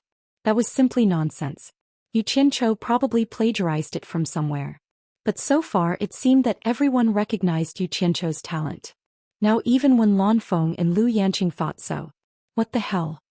You don't think it was Yu Qianqiu? When Lanfeng asked curiously. He believed that Nongzhu knew more about Yu Qianqiu than he did. Lu Yanqing also stared through the gauze curtain with burning eyes. I'm not sure. Nongzhu smiled and immediately changed the topic. When Lanfeng, why are you here? Do you want to buy some limit-breaking pills? He looked at Lu Yanqing. Although he did not finish his words, his meaning was obvious. When Lanfeng was slightly annoyed. I didn't know Yanqing would come. I just wanted to see who Niu Yid is. Lu Yanqing was a little surprised. Didn't he know that Niu Yid was Yu Qianqiu? Did you see it? Nongzhu laughed. When Lanfeng stared out of the window at the spring slumber house diagonally opposite. He snorted and said, I have no interest in seeing him now. How powerful can a person who hangs out in a brothel every day be? What is he doing in a brothel? Nongzhu was surprised. What else can he do? Everyone knows about this. Don't you know? When Lanfeng snorted and said, Niu Yid now lives in the spring slumber house.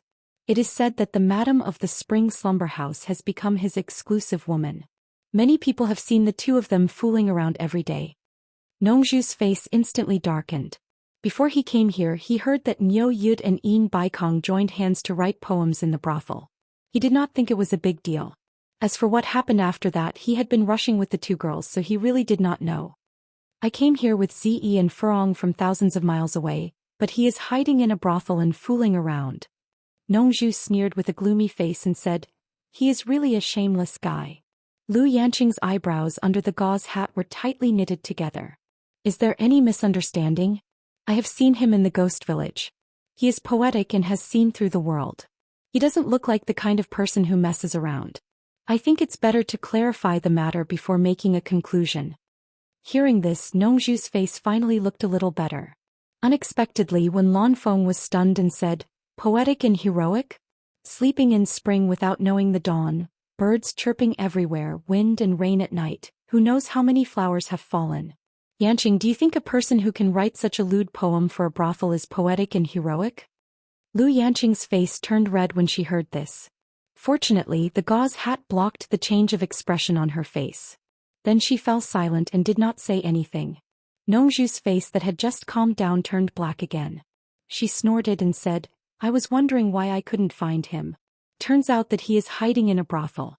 I have to pay him a visit. In the backyard of the spring slumber house, Yu Qianqiu moved a chair and sat by the small lotus pond. Listening to the song of the Enchantress of 100 Charms in the front hall, he felt a toothache. No matter how he sat, it was not comfortable. From the first time she sang, he guessed that she was looking for him. Later, he got confirmation from Yan Yu that she was really looking for Yu Qianqiu. Mo Xiaojun hurriedly turned from the back door of the front hall and approached to salute, Sir. How are the reservations for the limit-breaking pills? Yu Qianqiu turned his head and asked. He originally wanted to go to the treasure house to check it himself. However, his current status was very high. Wherever he went, he would cause a commotion. It was really not convenient for him to go to a crowded place. The World Chamber of Commerce first took out 10 limit-breaking pills for everyone to test on the spot. When the reservations were officially started, 5,000 limit-breaking pills were sold out in less than a quarter of an hour. D. Rong Nation's Ice Palace and East Righteous Nation's Cloud Palace had the most reservations. They each got 100 pills. The other 300 or so factions divided the remaining 4,000 or so. It wasn't too much, but they didn't get much. As for the others, they didn't even get a chance to order before they were all snatched up by the major forces, Mo Xiaojun said. Earlier in the treasure tower he had been very arrogant. While everyone else was squeezing around in the hall, because Niu Yid had informed the World Chamber of Commerce in advance, he had entered through the back door and wandered around the counter selling items. Without Bing Qingzi and Hu Changshuo's support, Yin Baikong wouldn't have the confidence to make a fortune. It's reasonable to give them some benefits, Yu Qianchou said as he stretched out his hand. Mo Xiaojun immediately handed him a jade archive. The treasure house was the largest trading place in the treasure bowl. Many of the buyers and sellers didn't want to show their faces in public, so they used the treasure house to publicize their transactions. Regardless of whether they were buying or selling an item, the price would be clearly marked at the treasure house and a sign would be hung. Of course, the treasure house wouldn't work for nothing. They would take 10% of the transaction as commission. The Jade Archive Mo Xiaojun gave him recorded the day's listed transaction information. Yu Qianchou requested that he send over the updated listing information every day. 7-star blood orchid? Yu Qianchou muttered as he injected his consciousness into the archive. He skimmed through the Jade Archive and was suddenly attracted by the familiar words. He discovered that someone was buying the 7-star blood orchid in large quantities. The price was 20 million high-grade spirit stones per plant. It was slightly cheaper than the auction price in the Wuxia cultivation world, but not by much. Buying in large quantities? Yu Qianchou frowned. He was very familiar with the 7-star blood orchid. There were quite a few of them in Utopia. As far as he knew, the blood fruit of the 7-star blood orchid was a good item that could help a cultivator break through to the nascent soul stage. In other words, it could help a core formation cultivator break through to the nascent soul stage. But now the 7 treasures pill was being sold cheaply. Each pill was only 2 million high-grade spirit stones. Who would actually spend 10 times the price to buy the 7-star blood orchid? Could it be that someone had a large number of Adumber flowers and wanted to buy a large number of blood orchids to refine the 7 orifices exquisite pill? That didn't seem possible, did it? Yu Qianchou's gaze was uncertain. Could it be that the 7-star blood orchid had some other miraculous effects that he didn't know about? Chapter 620. After mulling over it for a long time he became suspicious of this matter, so he made a mental note of it. After injecting his divine sense into the Jade Archive he went through all the information in it. He realized that there were quite a lot of items that had been purchased. They were densely packed and dazzling. Furthermore, most of these items that could be traded in the treasure tower were extremely valuable. Each item was worth more than 10 million high-grade spirit stones. Yu Qianchou sighed to himself. With so many items, even if he could sell half of them, the world commerce would still make a fortune just by taking a 10% commission. As he was sighing, a figure landed in the courtyard. Mo Xiaojun, who was standing beside him, bowed and greeted, "Senior Xikong." Xikong Ju smiled and nodded. He cupped his fists at Yu Qianchou and greeted, "Senior Niu." Yu Qianchou glanced at him, then waved Mo Xiaojun away before standing up and asking, "What is it?" "My master invites Senior up to the summit for a chat." Xikong Ju smiled. His attitude was extremely respectful. The explosive orders for the limit-breaking pills made everyone in the world commerce feel invigorated. Oh my. Before the items were even sold they had already received a deposit of 5 billion. It would be strange if they weren't excited. Everyone believed that after this auction, there would be plenty of rewards for everyone. Yu Qianchou smiled. He guessed that after Yin Baikong received the deposit, he would rush to deliver the money to him and urge for the goods. Without further ado he threw out his flying sword and flew towards the God of Wealth peak. Xikong Ju looked around and couldn't help but smile bitterly. This was the first time in his life that he came to a brothel so diligently. It couldn't be helped who asked this great god to like this place. At the summit of the God of Wealth peak, Yin Baikong smiled widely and cupped his fists in greeting. Yu Qianchou landed on the ground and sheathed his sword. He smiled and said, "Congratulations, brother Yin. I'm sure you've earned quite a lot this time." Sigh. Brother Niu is too kind. In the end it's all thanks to you. Yin Baikong took out 6 bulging storage pouches as if he was performing a magic trick and handed them over. Here are 6 billion. Please purchase another 5,000 limit-breaking pills. I'll have to trouble Brother Niu to make another trip to the upper realm. Yu Qianzhou did not stand on ceremony. He took the storage bag and put it away. Previously, when the World Commerce Chamber of Commerce announced the price of the limit-breaking pill at 2 million per pill, Yin Baikong was probably afraid that Niu Yid would be unhappy to see him earn too much, so he invited him over to placate him. Then he solemnly vowed, after estimating the financial resources of the various forces, we set the price of the limit-breaking pill at 2 million per pill. Of course Yin Baikong will not let Brother Niu suffer a loss. The remaining 1 billion from last time will be Brother Niu's. You don't have to return it. The price of the limit-breaking pill also rose from 5 billion for every 5,000 pills to 6 billion. Brother Niu, what do you think? This was the first time in Yin Baikong's entire life that he was a buyer who took the initiative to raise the price. The purpose of doing this was naturally to prevent Niu Yid from feeling indignant and refusing to cooperate with him. Actually, his worries were unnecessary. Even if he did not increase the price, Yu Qianzhou would not go back on his words. Of course, if he increased the price, Yu Qianzhou would not object. The last time I went back, I had already pre-ordered a lot of goods. If I have enough money, I believe I can bring back a lot in one go. Yu Qianzhou smiled and said, Brother Yin, why don't you buy a lot in one go? It will save me a lot of trips. Brother Niu might not know, but the number of people participating in this year's auction far exceeds the previous years. The flow of spirit stones is too large, so it is impossible to transfer too many idle spirit stones at once. We can only rely on the money from the sale of the limit-breaking pill. I hope Brother Niu can understand. Yin Baikong tactfully refused. When doing business, one must have the courage to take risks, but there was no need to take risks now. Since he could safely earn money, why should he take such a big risk? He was not crazy. Who knew what the situation in the immortal world was like? If something unexpected happened, he could minimize the loss to the greatest extent. I understand. Yu Qianzhou nodded with a double meaning and said with a smile, I will go now. Wait a moment. Yin Baikong waved his hand and asked, I wonder when Brother Niu will return. Yu Qianzhou pondered for a moment, then said in a low voice, Last time I have already pre-ordered a lot. This time I can just go and get the goods directly. I should be back in half a day. Very good. Yin Baikong clapped his hands and praised, but his smile suddenly disappeared. He frowned and asked, Brother Niu, the cornucopia has already begun, why is that Yu Qianzhou not here yet? I am still waiting for his 7 treasure pills. According to the estimated distance, he should arrive in 2 days.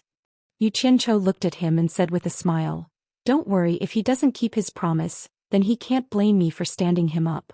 At that time I will directly purchase the 7 treasure pills and sell them to you. That would be for the best. Yin Baikong's face was full of smiles, but he heard Niu Yid say, I will be back as soon as possible. Niu Yid suddenly disappeared in front of him. Yin Baikong was startled and quickly scanned the surroundings with his divine sense. There were no abnormal fluctuations in the surrounding airflow. Niu Yid had disappeared just like that. Yin Baikong couldn't help but let out a breath of cold air. Niu Yid's departure this time was even more bizarre than the last time. In the backyard of the sleeping spring loft, Yanyu prepared a plate of washed and open melons and fruits. The arrangement was very exquisite and she personally brought it over with a smile. However, she found that there was no one sitting on the chair beside the lotus pond, and there was no one around either. Walking into the bungalow, she found that it was also empty. So mysterious, where did he run off to this time? Yanyu complained and placed the fruit plate on the table inside the house. After a moment of daze, she turned around and walked out the door, but suddenly found that there were 3 more people in the yard, 2 men and 1 woman. The woman was dressed in a green robe and had a slim and outstanding figure. Her face was covered by a green veil and a bamboo hat, so her appearance could not be seen clearly, but her temperament was extraordinary. The 2 men were also outstanding, and one of them was so handsome that no one dared to look directly at him. Even Yanyu, who had seen many things, felt her heart palpitate. She admitted that she had never seen a man with such outstanding appearance. The 2 men and 1 woman coldly looked at her. The 3 of them were Nongzhu, Wen Lanfeng and Lu Yanqing. Yanyu felt a little strange. Nyoyid lived here, but there were still people who dared to trespass. She turned around and found that the cultivation of the three people was not something she could see through. However, the three of them had the temperament of being above others, so she did not dare to look down on them.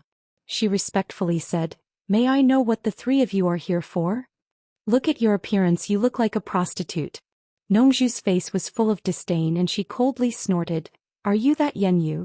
The other party ridiculed her as soon as they arrived and Yenyu bit her lip. She did not dare to offend them without knowing their background. Forcing a smile, she said, "Yes, I am Yenyu. Are you looking for me? Who do you think you are? Are you worthy of us looking for you?" Nongzhu spoke rudely again, and the expression on his face was even more disgusted. "Nongzhu, be careful when you speak. I did not offend you." Lu Yanqing could not bear to listen anymore and immediately warned him. Then she softly said to Yenyu, "Master Yen, please tell Nyoyid that Lu Yanqing, Wen Lanfeng and Nongzhu are here to visit." But Yenyu could not help but exclaim, and the grievance in her heart suddenly turned into anxiety. She glanced at Lu Yanqing and then fell on the bamboo flute on Nongzhu's waist. The last one was a tall man in a gray robe. Needless to say, he should be the second master in the world, Wen Lanfeng. She immediately bowed in fear and trepidation and said, "Yenyu greets the three seniors. Don't be so polite." Lu Yanqing glanced around. If Nyoyid was here, it was impossible that he did not hear this. She could not help but ask, "Is Nyoyid not here?" Yenyu replied, "Senior, this junior also does not know where he went." 2 of the 4 great men had come, and the world-famous Mr. Nongzhu was not very polite to her. She was under a lot of pressure. Yan Zhuixing, Man Hu and Hu Yuntian walked out of the crowd in front of the Sleeping Spring building. The first 2 looked at the poem on the wall and looked at each other. Hu Yuntian listened to the zither music drifting from inside and was startled. He said, "Why is there such a beautiful song today? Wasn't there before?" Yan Zhuixing asked. "It wasn't when I came yesterday." Hu Yuntian shook his head and then waved his hand and said, "Come, let's go in and have a look." As soon as the 3 of them stepped into the building, they were immediately surrounded by a few women. Yan Zhuixing was not interested in these women, and did not even bother to look at them. He looked around the layout of the building. The first floor was the lobby to welcome guests, and there was nothing worth seeing. The turtle slave led the 3 of them to the second floor, where the zither music and singing were drifting from, and immediately saw a hall full of guests. Hehe. Yesterday we were all hiding in our rooms to listen to the birds. Why are there so many people sitting in the hall today? Hu Yuntian laughed and said. When his gaze fell on the amorous woman in the middle of the hall, he suddenly could not laugh anymore, and his eyes almost popped out of their sockets. The central hall on the second floor was usually used for singing, dancing and music performances. At this moment, there was a half-meter-high round table in the middle of the hall, and on it was a red velvet carpet. A charming woman wrapped in red gauze sat on the top of the table, playing the zither and singing softly. The red gauze could not cover the 2 exposed snow-white and round thighs, and with the red velvet carpet her snow-white skin was even more conspicuous. The visual difference in color made people's blood boil. The woman's watery and seductive eyes wandered from time to time. It could be said that she was overflowing with charm, and the group of guests almost drooled. The turtle slave who led the 3 of them up found an empty seat in the middle of the hall, and raised his hand to guide the 3 of them. "3 honored guests, please follow me." Who would have thought that Hu Yuntian would grab his lapel? His eyes would not let go of the charming woman, but his mouth would ask the turtle slave, "What a flirtatious beauty, why didn't I see her yesterday, what is her name?" The turtle slave did not dare to offend the guests and could only awkwardly smile. She came to the Sleeping Spring building yesterday and only went on stage today to perform. Her name is Yi Kun. Yi Kun. Hu Yuntian laughed mischievously, and his hand that was grabbing the lapel loosened. The 3 of them followed the turtle slave to a table near the periphery. When Hu Yuntian saw that it was too far from the center, he immediately became unhappy and said in a deep voice, "I want a seat near the front, quickly arrange it." Chapter 621. Yan Zhuixing and Man Hu glanced at each other. It seemed that this Hu Yuntian relied on his father's support to do similar things. He did it quite quickly. The tortoise slave was speechless. The Cloud Palace's 3rd young master was not someone he could provoke, but the front seats were already full. He couldn't just drive them away. What's more, those who could come here to throw money, which one of them did not have a bit of background? Who could he provoke? He immediately said with a sullen face, Senior Hu, the front seats are full. Hu Yuntian's face sank. He was used to being domineering. The number of people who dared to provoke him could be counted on one hand. Now a little tortoise slave dared not give him face. He stared coldly at the tortoise slave, and his body faintly emitted a murderous aura. The people in the hall suddenly felt the murderous aura. They all suddenly woke up and turned their heads to look. Those who could spend 100,000 high-grade spirit stones to sit here and play had some knowledge. They recognized who it was at a glance. Hu Changshou's son was making trouble, but no one present dared to say anything. But the Enchantress of 100 Charm was still calmly playing the zither and singing, Brother Hu. Man Hu said from the side. He can't make the decision, why do you make things difficult for him? He glanced around and said, This is Cornucopia's territory. Even if you don't give Senior Nyo face, it's not good to make Senior Yin lose face. Hu Yuntian glanced at him and restrained his murderous aura. He snorted coldly and sat down in an empty seat. Man Hu and Yan Zhuixing also sat down. The tortoise slave repeatedly thanked and quickly left. After a while he brought 3 girls to accompany the guests. The food and wine on the table were all served. Although the 3 girls flattered, the 3 guests did not seem to have much interest in them. Their eyes were focused on the Enchantress of 100 Charm who was playing the zither and singing in the center of the hall. In fact, it was not only this table. The girls accompanying the guests at the other tables were also treated coldly. The Enchantress of 100 Charm undoubtedly became the top courtesan at the scene, stealing the limelight of the girls from the spring slumber brothel. Even Man Hu, who was not very interested in women, could not help but secretly praise this woman's charm. Her temptation to men was too great. He turned his head to look at Yan Zhuixing, only to find that his eyes were flickering as he stared at the singer, as if he was thinking about something. He couldn't help but secretly transmit his voice. What's wrong? Yan Zhuixing replied, I've seen this woman before in the 100 Flowers Valley. She's the former palace master of the Enchantment Palace. Her name is 100 Charm Enchantress. Ikun seems to be her real name. Barbarian Tiger was flabbergasted. The current sect master of Pink Sect? Why would she show her face here? Is she tired of living? I don't know. I don't think many people here know her. Yan Zhuixing squinted his eyes and said, But there are rumors that she is Yu Qianchou's mistress. Man Hu slightly nodded his head. He glanced at Hu Yuntian and continued to transmit his voice. I'm afraid this guy doesn't have any good intentions in bringing us here. His previous actions might have been intentional. Although I managed to persuade him, he might take the opportunity to cause trouble later. Yan Zhuixing asked with some confusion, Isn't he afraid of breaking the rules of Cornucopia by making trouble here? Besides, this place is related to Nyo Yid. Would he dare to offend Nyo Yid? Rules are set by people. They can restrain most people, but Yin Baikong's rules can't restrain people like us. Man Hu said worriedly, I suspect that he's making trouble to lure Nyo Yid out and let you meet him. I'm afraid there's a backup plan. Hu Changshou invited Master and he invited us here. I'm afraid the father and son have already discussed how to deal with it. We have to be careful. Yan Zhuixing nodded his head slightly. He glanced at Hu Yuntian coldly and a trace of killing intent flashed in his eyes. When the song Laughing at the World of Mortals ended, there was a continuous burst of cheers in the hall. The Enchantress of 100 Charms slowly stood up, bowed to the audience and said with an enchanting smile, Thank you everyone for coming to support me. Let's call it a day. I'll sing for everyone tomorrow. After saying that, she walked down the stage intending to leave. Not to mention her seductive posture, her hot and seductive figure was even more eye-catching. The crowd booed. Hu Yuntian stood up and shouted, Wait. His figure flashed and blocked in front of 100 Charm Enchantress. His eyes unscrupulously swept up and down her body. He laughed and said, It's a waste to use such beauty to sing. It's better to come with me. He raised his hand and grabbed her arm. 100 Charm Enchantress's body seemed to inadvertently move slightly to the side, causing Hu Yuntian's hand to grab empty air. She giggled and said, Even if I don't sing, I can't sell my body.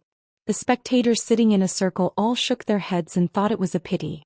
Since this woman was fancied by Hu Yuntian, it would be difficult for her to get away. I'm not asking you to sell your body. I'm just asking you to come with me.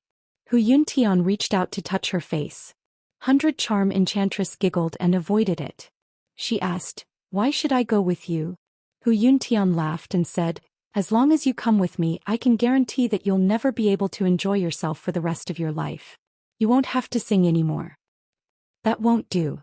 I don't want to be someone's mistress. I prefer to earn my own living." 100 Charm Enchantress took 2 steps back and slightly bowed. She didn't want to argue with him anymore. Her figure flashed and she appeared outside the circle, walking toward a long corridor. "That's not up to you." Hu Yuntian's face darkened. He teleported again and stopped her. He sneered and said, "Today you'll have to go with me whether you want to or not. I advise you to be sensible. Don't make me use force on a delicate beauty like you." Could it be that honored guest doesn't know that this is Master Yan's Spring Slumber Tower? 100 Charm Enchantress reminded him with a smile. "It's because I'm giving Master Yan face that I'm being polite to you. Otherwise, why would I be so long-winded with you?" Hu Yuntian said in a deep voice, "I'll give you one last chance. Just obediently come with me. Don't force me to make a move." "Honored guest, you're making things difficult for me. I only sell my skills, not my body. Goodbye." 100 Charm Enchantress wore a faint smile on her face and walked past him. "You still want to leave now?" Hu Yuntian coldly snorted. He quickly grabbed the other party's half-naked shoulder with one hand. In the end he found that he grabbed nothing. The person in front of him was actually an illusion. The person in front of him was already several meters away. They started to make a move. The group of people clicked their tongues. They thought that there was going to be a good show to watch. They didn't know if the person behind the Spring Slumber Tower would appear. Yan Zhuixing and Man Hu looked at each other and revealed an expression as if they had expected it. This guy really wanted to cause trouble. Hu Yuntian made a sound of surprise. His cultivation level was obviously higher than the other parties. He didn't expect that he would fail. He teleported again and stretched out his hand to grab. In the end he found that he still grabbed nothing. It was still an illusion. This time he was a little angry. His figure flashed again and again as he chased after the other party's figures. Ping-ping sounds continued. Holes appeared on both sides of the wall. In the end he found that the other party's figures were getting more and more. The illusions almost filled half the corridor. It was hard to tell which one was real and which one was fake. The onlookers were in an uproar. They didn't expect that a girl who sang in the Spring Slumber Tower would have such a brilliant body technique. In the backyard of the Spring Slumber Tower, Lu Yanqing and Yan Yu were chatting. The 2 girls would laugh from time to time. When Lan Feng stood aside and seemed to be eavesdropping on the conversation between the 2 girls. From time to time a smile appeared on his face. It seemed that he enjoyed this feeling. Nongzhu, on the other hand, was wandering around the yard with her hands behind her back. Her expression was not very good. The sudden sound of fighting in the Spring Slumber Tower startled the 4 of them. They all looked back at the same time. At this moment a pimp quickly ran in. He glanced at the other 3 and then hurriedly reported to Yan Yu, "Boss, Hu Yuntian from the Cloud Palace has taken a fancy to Miss Yi-kun. He wants to take her away." However, Miss Yi insisted on selling her skills and not her body. As a result, she angered Hu Yuntian. The 2 of them have already started fighting. "Let's go and have a look." Hu Changshou's son is really becoming more and more promising. He actually came to the brothel to steal someone. Nongzhu sneered. "Yi-kun?" Lu Yanqing turned around and asked Yan Yu, "Is she the one who sings in the Spring Slumber Tower?" "Yes." Yan Yu bowed to them and said, "Seniors, please wait a moment. I'll go and have a look." "I'll go with you," Lu Yanqing said. She already had a good impression of Yi-kun when she heard that she insisted on selling her skills and not her body. In addition, she was good at playing the zither. He wanted to get to know her. Yan Yu was happy to hear that. With Lu Yanqing accompanying her, there was really no need to be afraid of the people from the Cloud Palace. "Let me go," When Lan Feng said. He frowned and said, "That kind of place is not suitable for you. I'll go and have a look." Although he did not want to go to a place like the Spring Slumber Tower, he was even more unwilling to let Lu Yanqing go. As soon as he finished speaking, he disappeared in place. Hu Yuntian tried to catch her, but he found that he could not catch her. Under the watchful eyes of the crowd, he became angry out of shame. It was true that he liked women, but he was not the kind of person who was blinded by lust. The reason why he did this, as Man Hu expected, was to lure Niu Yid out to see Yan Zhuixing. With his identity, a woman was a small matter, but losing the face of the Cloud Palace was a big matter. For a moment he actually had a murderous intent and was ready to destroy the flower. Hey, did you notice that this woman's movement technique is a bit like the South Sea purple bamboo forest's Mr. Nongzhu's great art of transposition? Someone curiously said. Man who slightly shook his head. He had seen Ziyi's great art of transposition at the sword drawing conference. Although it was a bit similar to this woman's, this movement technique was much worse than the great art of transposition. Yan Zhuixing said, this should be the phantom great art of the former Phantom Palace. When Man Hu nodded in agreement, he suddenly said, Hu Yuntian is going to kill. Beauty of 100 Charm naturally felt it. He suddenly panicked a little. With the opponent's ability, once he started to fight with her, she was afraid that this little movement technique would not be able to stop him. Now she was a little regretful. She did not expect that with Niu Yid's support in the Sleeping Spring building, there was still someone who dared to use force. If she had known this earlier, she would not have shown up. Just when she was thinking about where to escape, there was a sudden uproar in the lobby, and then it became abnormally quiet. Someone indifferently said, Hu Changshuo's son is really more and more promising. He actually came to the brothel to kidnap a woman. When Lanfeng's long hair was draped over his shoulders, he stood with his hands behind his back. No one knew when he appeared in front of the entrance of the long corridor. He directly borrowed Nongzhu's words. Chapter 622. Temptress was overjoyed when she saw this person. Could this person be Niu Yid? Hu Yuntian immediately stopped when he saw this person. His expression was really complicated. How did he attract this great god? He quickly walked over and saluted. Junior Hu Yuntian greets Senior Wen. He had no choice but to admit defeat. This person could even deal with his father, so dealing with him was a piece of cake. At this time, Yan Yu also quickly rushed over and cupped her hands to Wen Lanfeng. Senior Wen. Wen Lanfeng ignored Hu Yuntian and slightly nodded to Yan Yu quickly walked over to Temptress and looked her up and down. Are you all right? Temptress shook her head. Fortunately, the Phantom Grand technique passed down from generation to generation in Magic Illusion Palace was still useful. Otherwise she would have suffered some losses. Yan Yu saw that she was fine and hurriedly said. Quickly thank Senior Wen Lanfeng. He is the world's second strongest Wen Lanfeng? The Enchantress of 100 Charm was startled. She hurriedly bowed and said, Thank you, Senior Wen. In her heart she was hesitating whether she should inquire about Yu Qianchou or not. Wen Lanfeng just glanced at her indifferently and then stared at Hu Yuntian.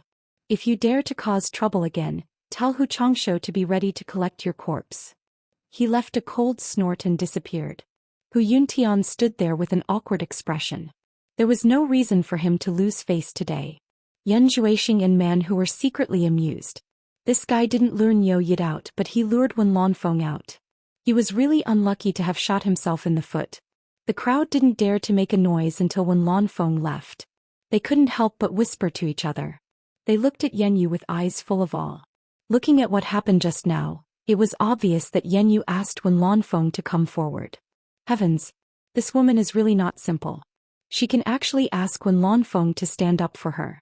In an instant, the Sleeping Spring Mansion's weight in everyone's heart rose to another level. Who would have thought that apart from Niu Yid, there would also be Wen Lanfeng supporting them? Together with Yin Baikong, that would make 3 late-stage soul formation experts. Hu Yuntian's expression darkened as he stared at Yan Yu with a venomous gaze. He smiled coldly and said, Headmaster Yan truly lives up to your reputation. This Hu has learned a lot today. If there is a chance, I will come back to support you. After he said that, he swung his arm and left. Yan Yu couldn't help but bitterly smile. No matter how she tried to explain this matter, it was useless. Today the enmity between her and Hu Yuntian had been sown. After Hu Yuntian left, Yan Zhuixing and Man Hu also stood up and left. Before leaving, Yan Zhuixing took a deep look at Yan Yu and memorized her appearance. The reason why he agreed to Hu Yuntian's request was that he wanted to meet this head Yan who was on good terms with Niu Yid. Perhaps he would be useful in the future.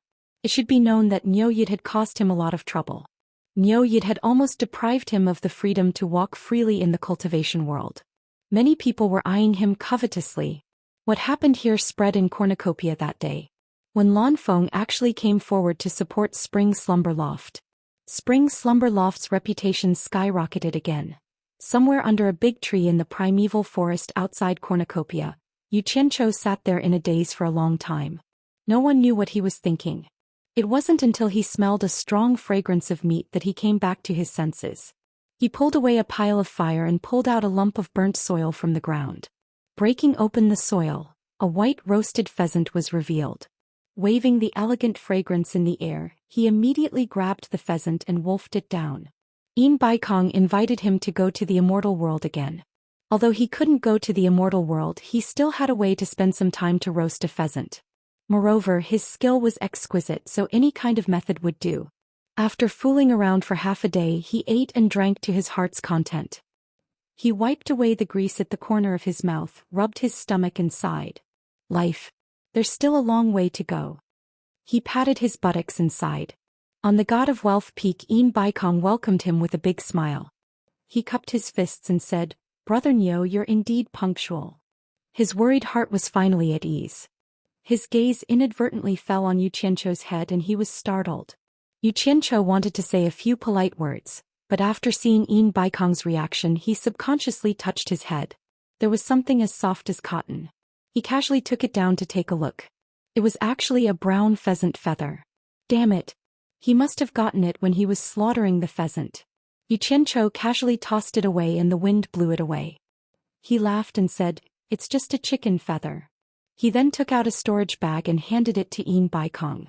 "There are 25,000 limit-breaking pills in here, you can count them." Baikong was pondering about the problem of the Immortal world's chicken feather when he was suddenly pulled back to reality by the 25,000. He injected his divine sense into the bag and saw that there were indeed 25,000 limit-breaking pills. He couldn't help but let out a breath of cold air. This bag was worth 50 billion high-grade spirit stones. He asked in confusion, "Brother Nyo, what do you mean? To be honest, you're only buying 5,000 at a time.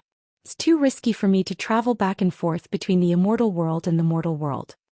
Xianxia pointed at the storage bag in his hand and said, "Of the 25,000, 5,000 were bought by you. As for the remaining 20,000 pills, I used my good reputation to get them on credit. I promised to give them the money within 2 days. Can you sell them all within 2 days? If not, I'll return the goods to them first. Otherwise, it'll ruin my good reputation." Baikong was stunned for a while, then his old face blossomed into a smile. Not to mention 2 days, he could even sell them all in 1 day. Currently, the limit-breaking pills were in short supply in the market. Not to mention 20,000, he could even sell 100,000. Although none of the 300 countries' powers were richer than his World Commerce Association, it was not a problem for each of them to take out 1 billion to buy the limit-breaking pills. Pooling together, they would have 300 billion. These 20,000 pills were only a few tens of billions. Most importantly, he had to pay before taking the goods. He was always on tenterhooks and taking risks. Now all the goods were in his hands. He didn't have to worry about not being able to sell them. What was there to worry about? This was simply giving him money. Within 1 day, Baikong passionately raised a finger and said solemnly, "I'll deliver the 24 billion high-grade spirit stones to Brother Nyo on time. If you can't sell them, my World Commerce Association will think of a way to pay for them. It will not affect Brother Nyo's reputation in the Immortal world." Xianxia nodded seriously and said, "Good, then it's settled. If you go back on your word, don't blame me for being hostile." These words carried a hint of warning. Baikong's eyes flashed and he laughed. "Brother Nyo, don't worry. Just come back within 1 day to get the money. Go back to your work. I won't disturb you anymore." Just as Xianxia turned around, he turned back and said, "I found Xianxia before I came. He's on his way here. He should be able to reach the World Chamber of Commerce in 2 days at most. I've gathered 5,007 treasure pills for him. Brother you better pay him as soon as possible. I got those things on credit this time. 7 treasure pills are worth 2 million per pill. 5,000 of them are worth 10 billion. Adding the limit-breaking pill, it's a total of 34 billion. Will Brother have any problems with such a large sum? If it's not convenient, you can tell me now so I can deal with it." Baikong thought for a moment. 34 billion. The 5,000 pills that he had previously ordered could be delivered to the buyer, so he was still short of 29 billion. In other words, he had to sell 15,000 pills in 1 day and convert them into 30 billion. Adding the 5 billion, it would be enough. As for the remaining 10,000, he was prepared to hold back. He couldn't put out too much as he had to maintain everyone's desire to buy. Moreover, he had to prepare some for himself. When Niu Yid's next batch of goods arrived, he would hold back a little more. Brother Niu, don't worry. I won't hold you up. Yin Baikong smiled and promised, when Yu Qianchou's 7 treasure pills arrive, I'll hand over the money with him. Go back to your work. Yu Qianchou nodded in satisfaction and floated down the mountain. Yin Baikong watched him leave and muttered with a cold smile, what credit?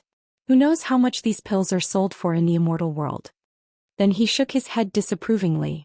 This wasn't something he should worry about. While Niu Yid was earning money, he was also giving him a huge profit. There was nothing to be suspicious about. Everyone was earning. He quickly brought Sikong's ultimate move up the mountain and arranged to sell the pills. As soon as Yu Qianchou landed in the backyard of the sleeping spring loft, he saw Yen Yu and the temptress whispering to each other. He didn't know what they were talking about.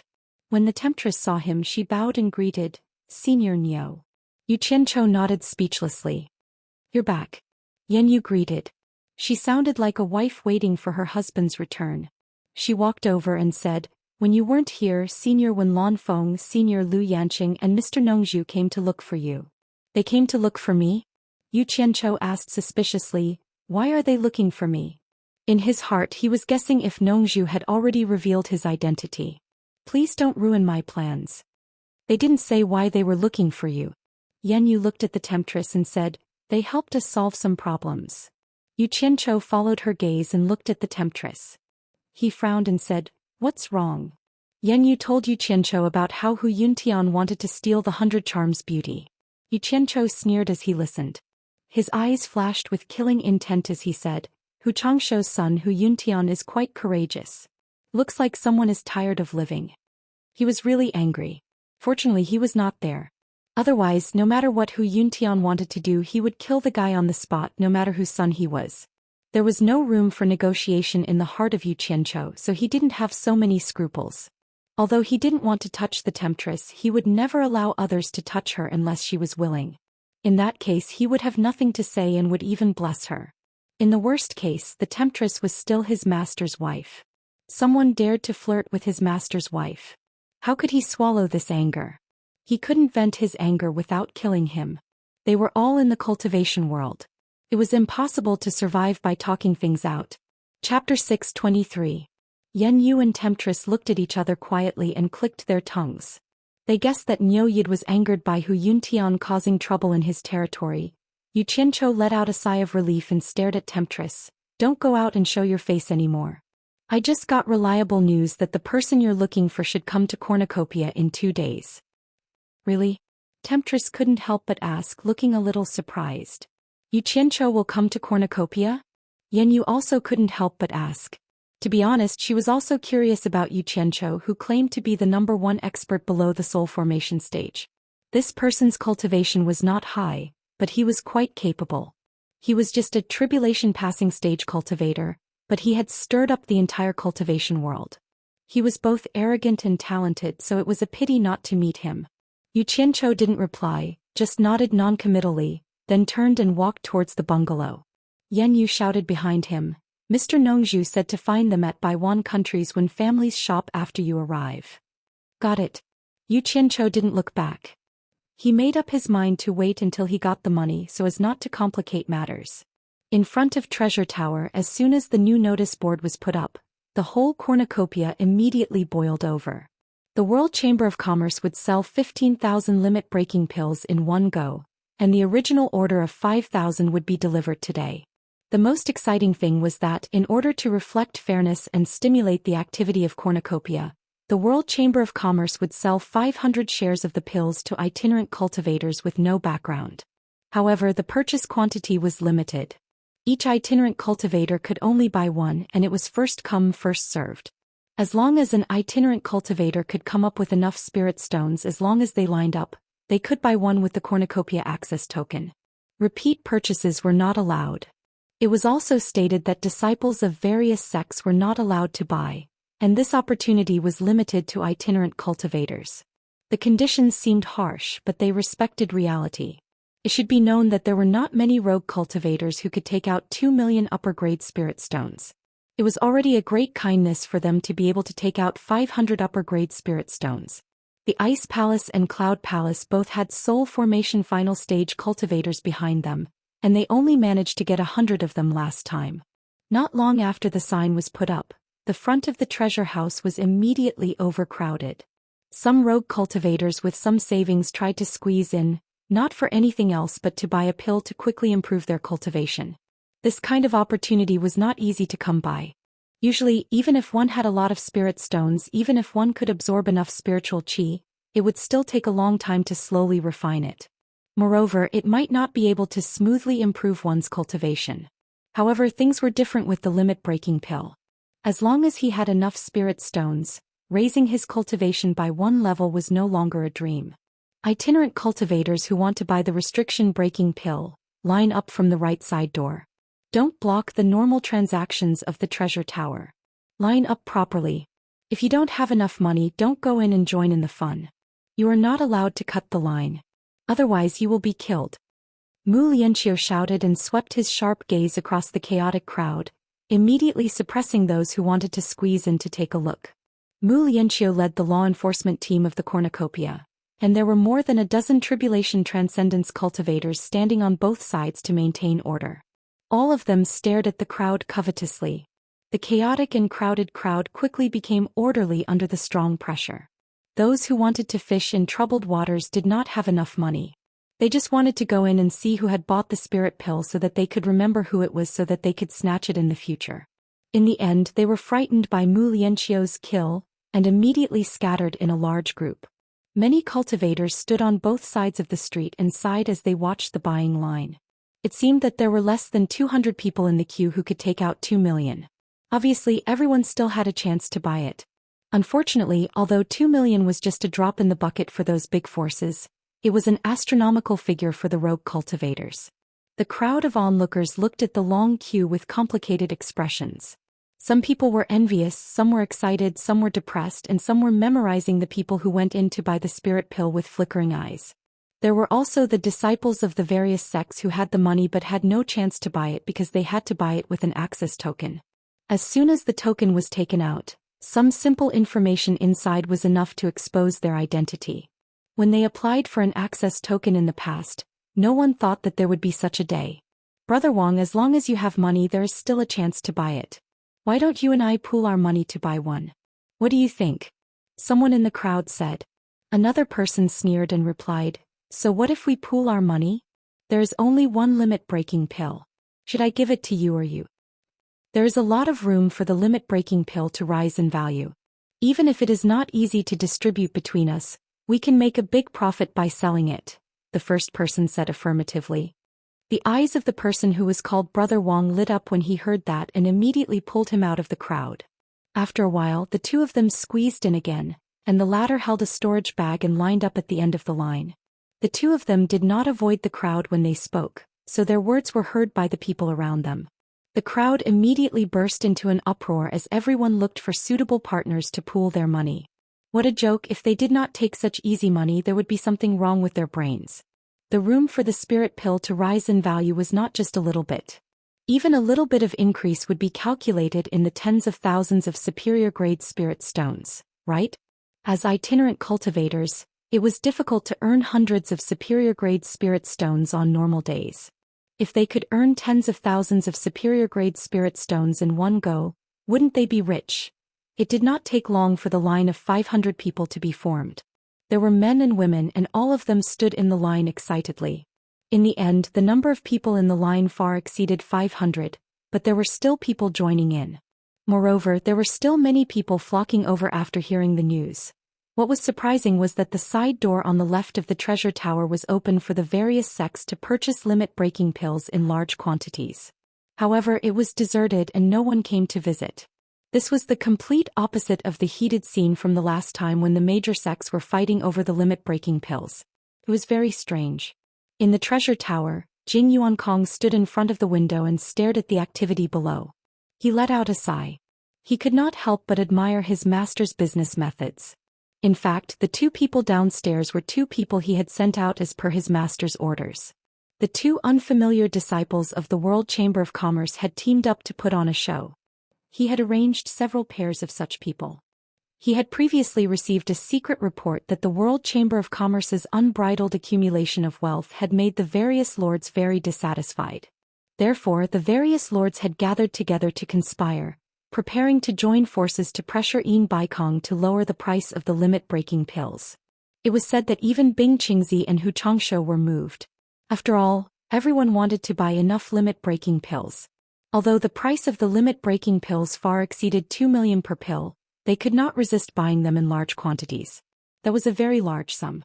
When Jing Yuankong, who was in charge of the Cornucopia Guild, received the news, he was shocked and immediately went to God of Wealth Peak to report the situation to his master. When Yin Baikong heard the news, he indifferently faced the rolling sea of clouds and let out a disdainful snort, saying, "If you think you can force me to yield with just this tactic of joining forces to pressure me, then there would not be today's World Chamber of Commerce. To dare show off such insignificant tricks in front of me, you are looking down on me, Yin Baikong. As long as there are good things in hand, there is nothing that I, Yin Baikong, cannot sell." Yuankong immediately arranged this. After a series of detailed instructions, Jing Yuankong inwardly praised. Yin Baikong's plan was very simple, that was to create hype and raise the price of the limit-breaking pills. Although there were not many loose cultivators in the cultivation world who were rich, there were many of them. One person could not come up with a large amount of money, but when a few grains of sand gathered together, their combined financial strength was not a small amount. As long as the price of the limit-breaking pills was raised, it would make people feel that there was a huge profit to be made from the limit-breaking pills. Then all the loose cultivators in the world would flock over. In terms of cultivation, Yin Baikong could not be ranked first in the cultivation world. However, Yin Baikong could easily use this kind of business method to suppress others. There was probably no one in the cultivation world who could surpass him. Because of this, many people had suffered losses in his hands. Many people called him an old fox behind his back, but there was nothing they could do about it. It was clear that Yin Baikong was not lucky to be able to support such a large World Chamber of Commerce in the cultivation world. Once the 500 limit-breaking pills were sold, it was guaranteed that those who wanted to join forces to pressure him would leave on bad terms. If you don't buy it, then someone else will. It's not like you can't sell it, so lowering the price was impossible. Jing Yuankong stood in front of the window with his arms crossed. Hurried footsteps came from the stairs behind him. A disciple came behind him and saluted. "Master, all 500 limit-breaking pills have been sold in less than 2 hours." Jing Yuankong gazed at the dispersing crowd with dejected expressions, and the corners of his mouth curled up into a smile. "Make the arrangements immediately. It's best if everyone in Cornucopia knows about it. Keep it a secret." "Yes, disciple will make the arrangements immediately." The disciple turned and left. About an hour later, a shocking piece of news came out of the Cornucopia. 2 rogue cultivators who had bought a limit-breaking pill together had sold the limit-breaking pill right away. The original price of a limit-breaking pill was 2 million high-grade spirit stones, but it was sold for 2.5 million high-grade spirit stones. The cultivators who pooled their money to buy the limit-breaking pill were all overjoyed. They had earned 500,000 high-grade spirit stones in a short time. To them, that was money that they had to spend many years to earn. Just as the rogue cultivators who bought the limit-breaking pill were in high spirits, another piece of news came that made them ecstatic. 2 rogue cultivators rented a stall to sell the limit-breaking pill. The price was 3 million high-grade spirit stones, but it was sold in less than an hour. This was not an unfounded rumor. Many people saw it with their own eyes. Oh my God! The price had risen by another 500,000 high-grade spirit stones. Just when the itinerant cultivators were overjoyed, they heard that another limit-breaking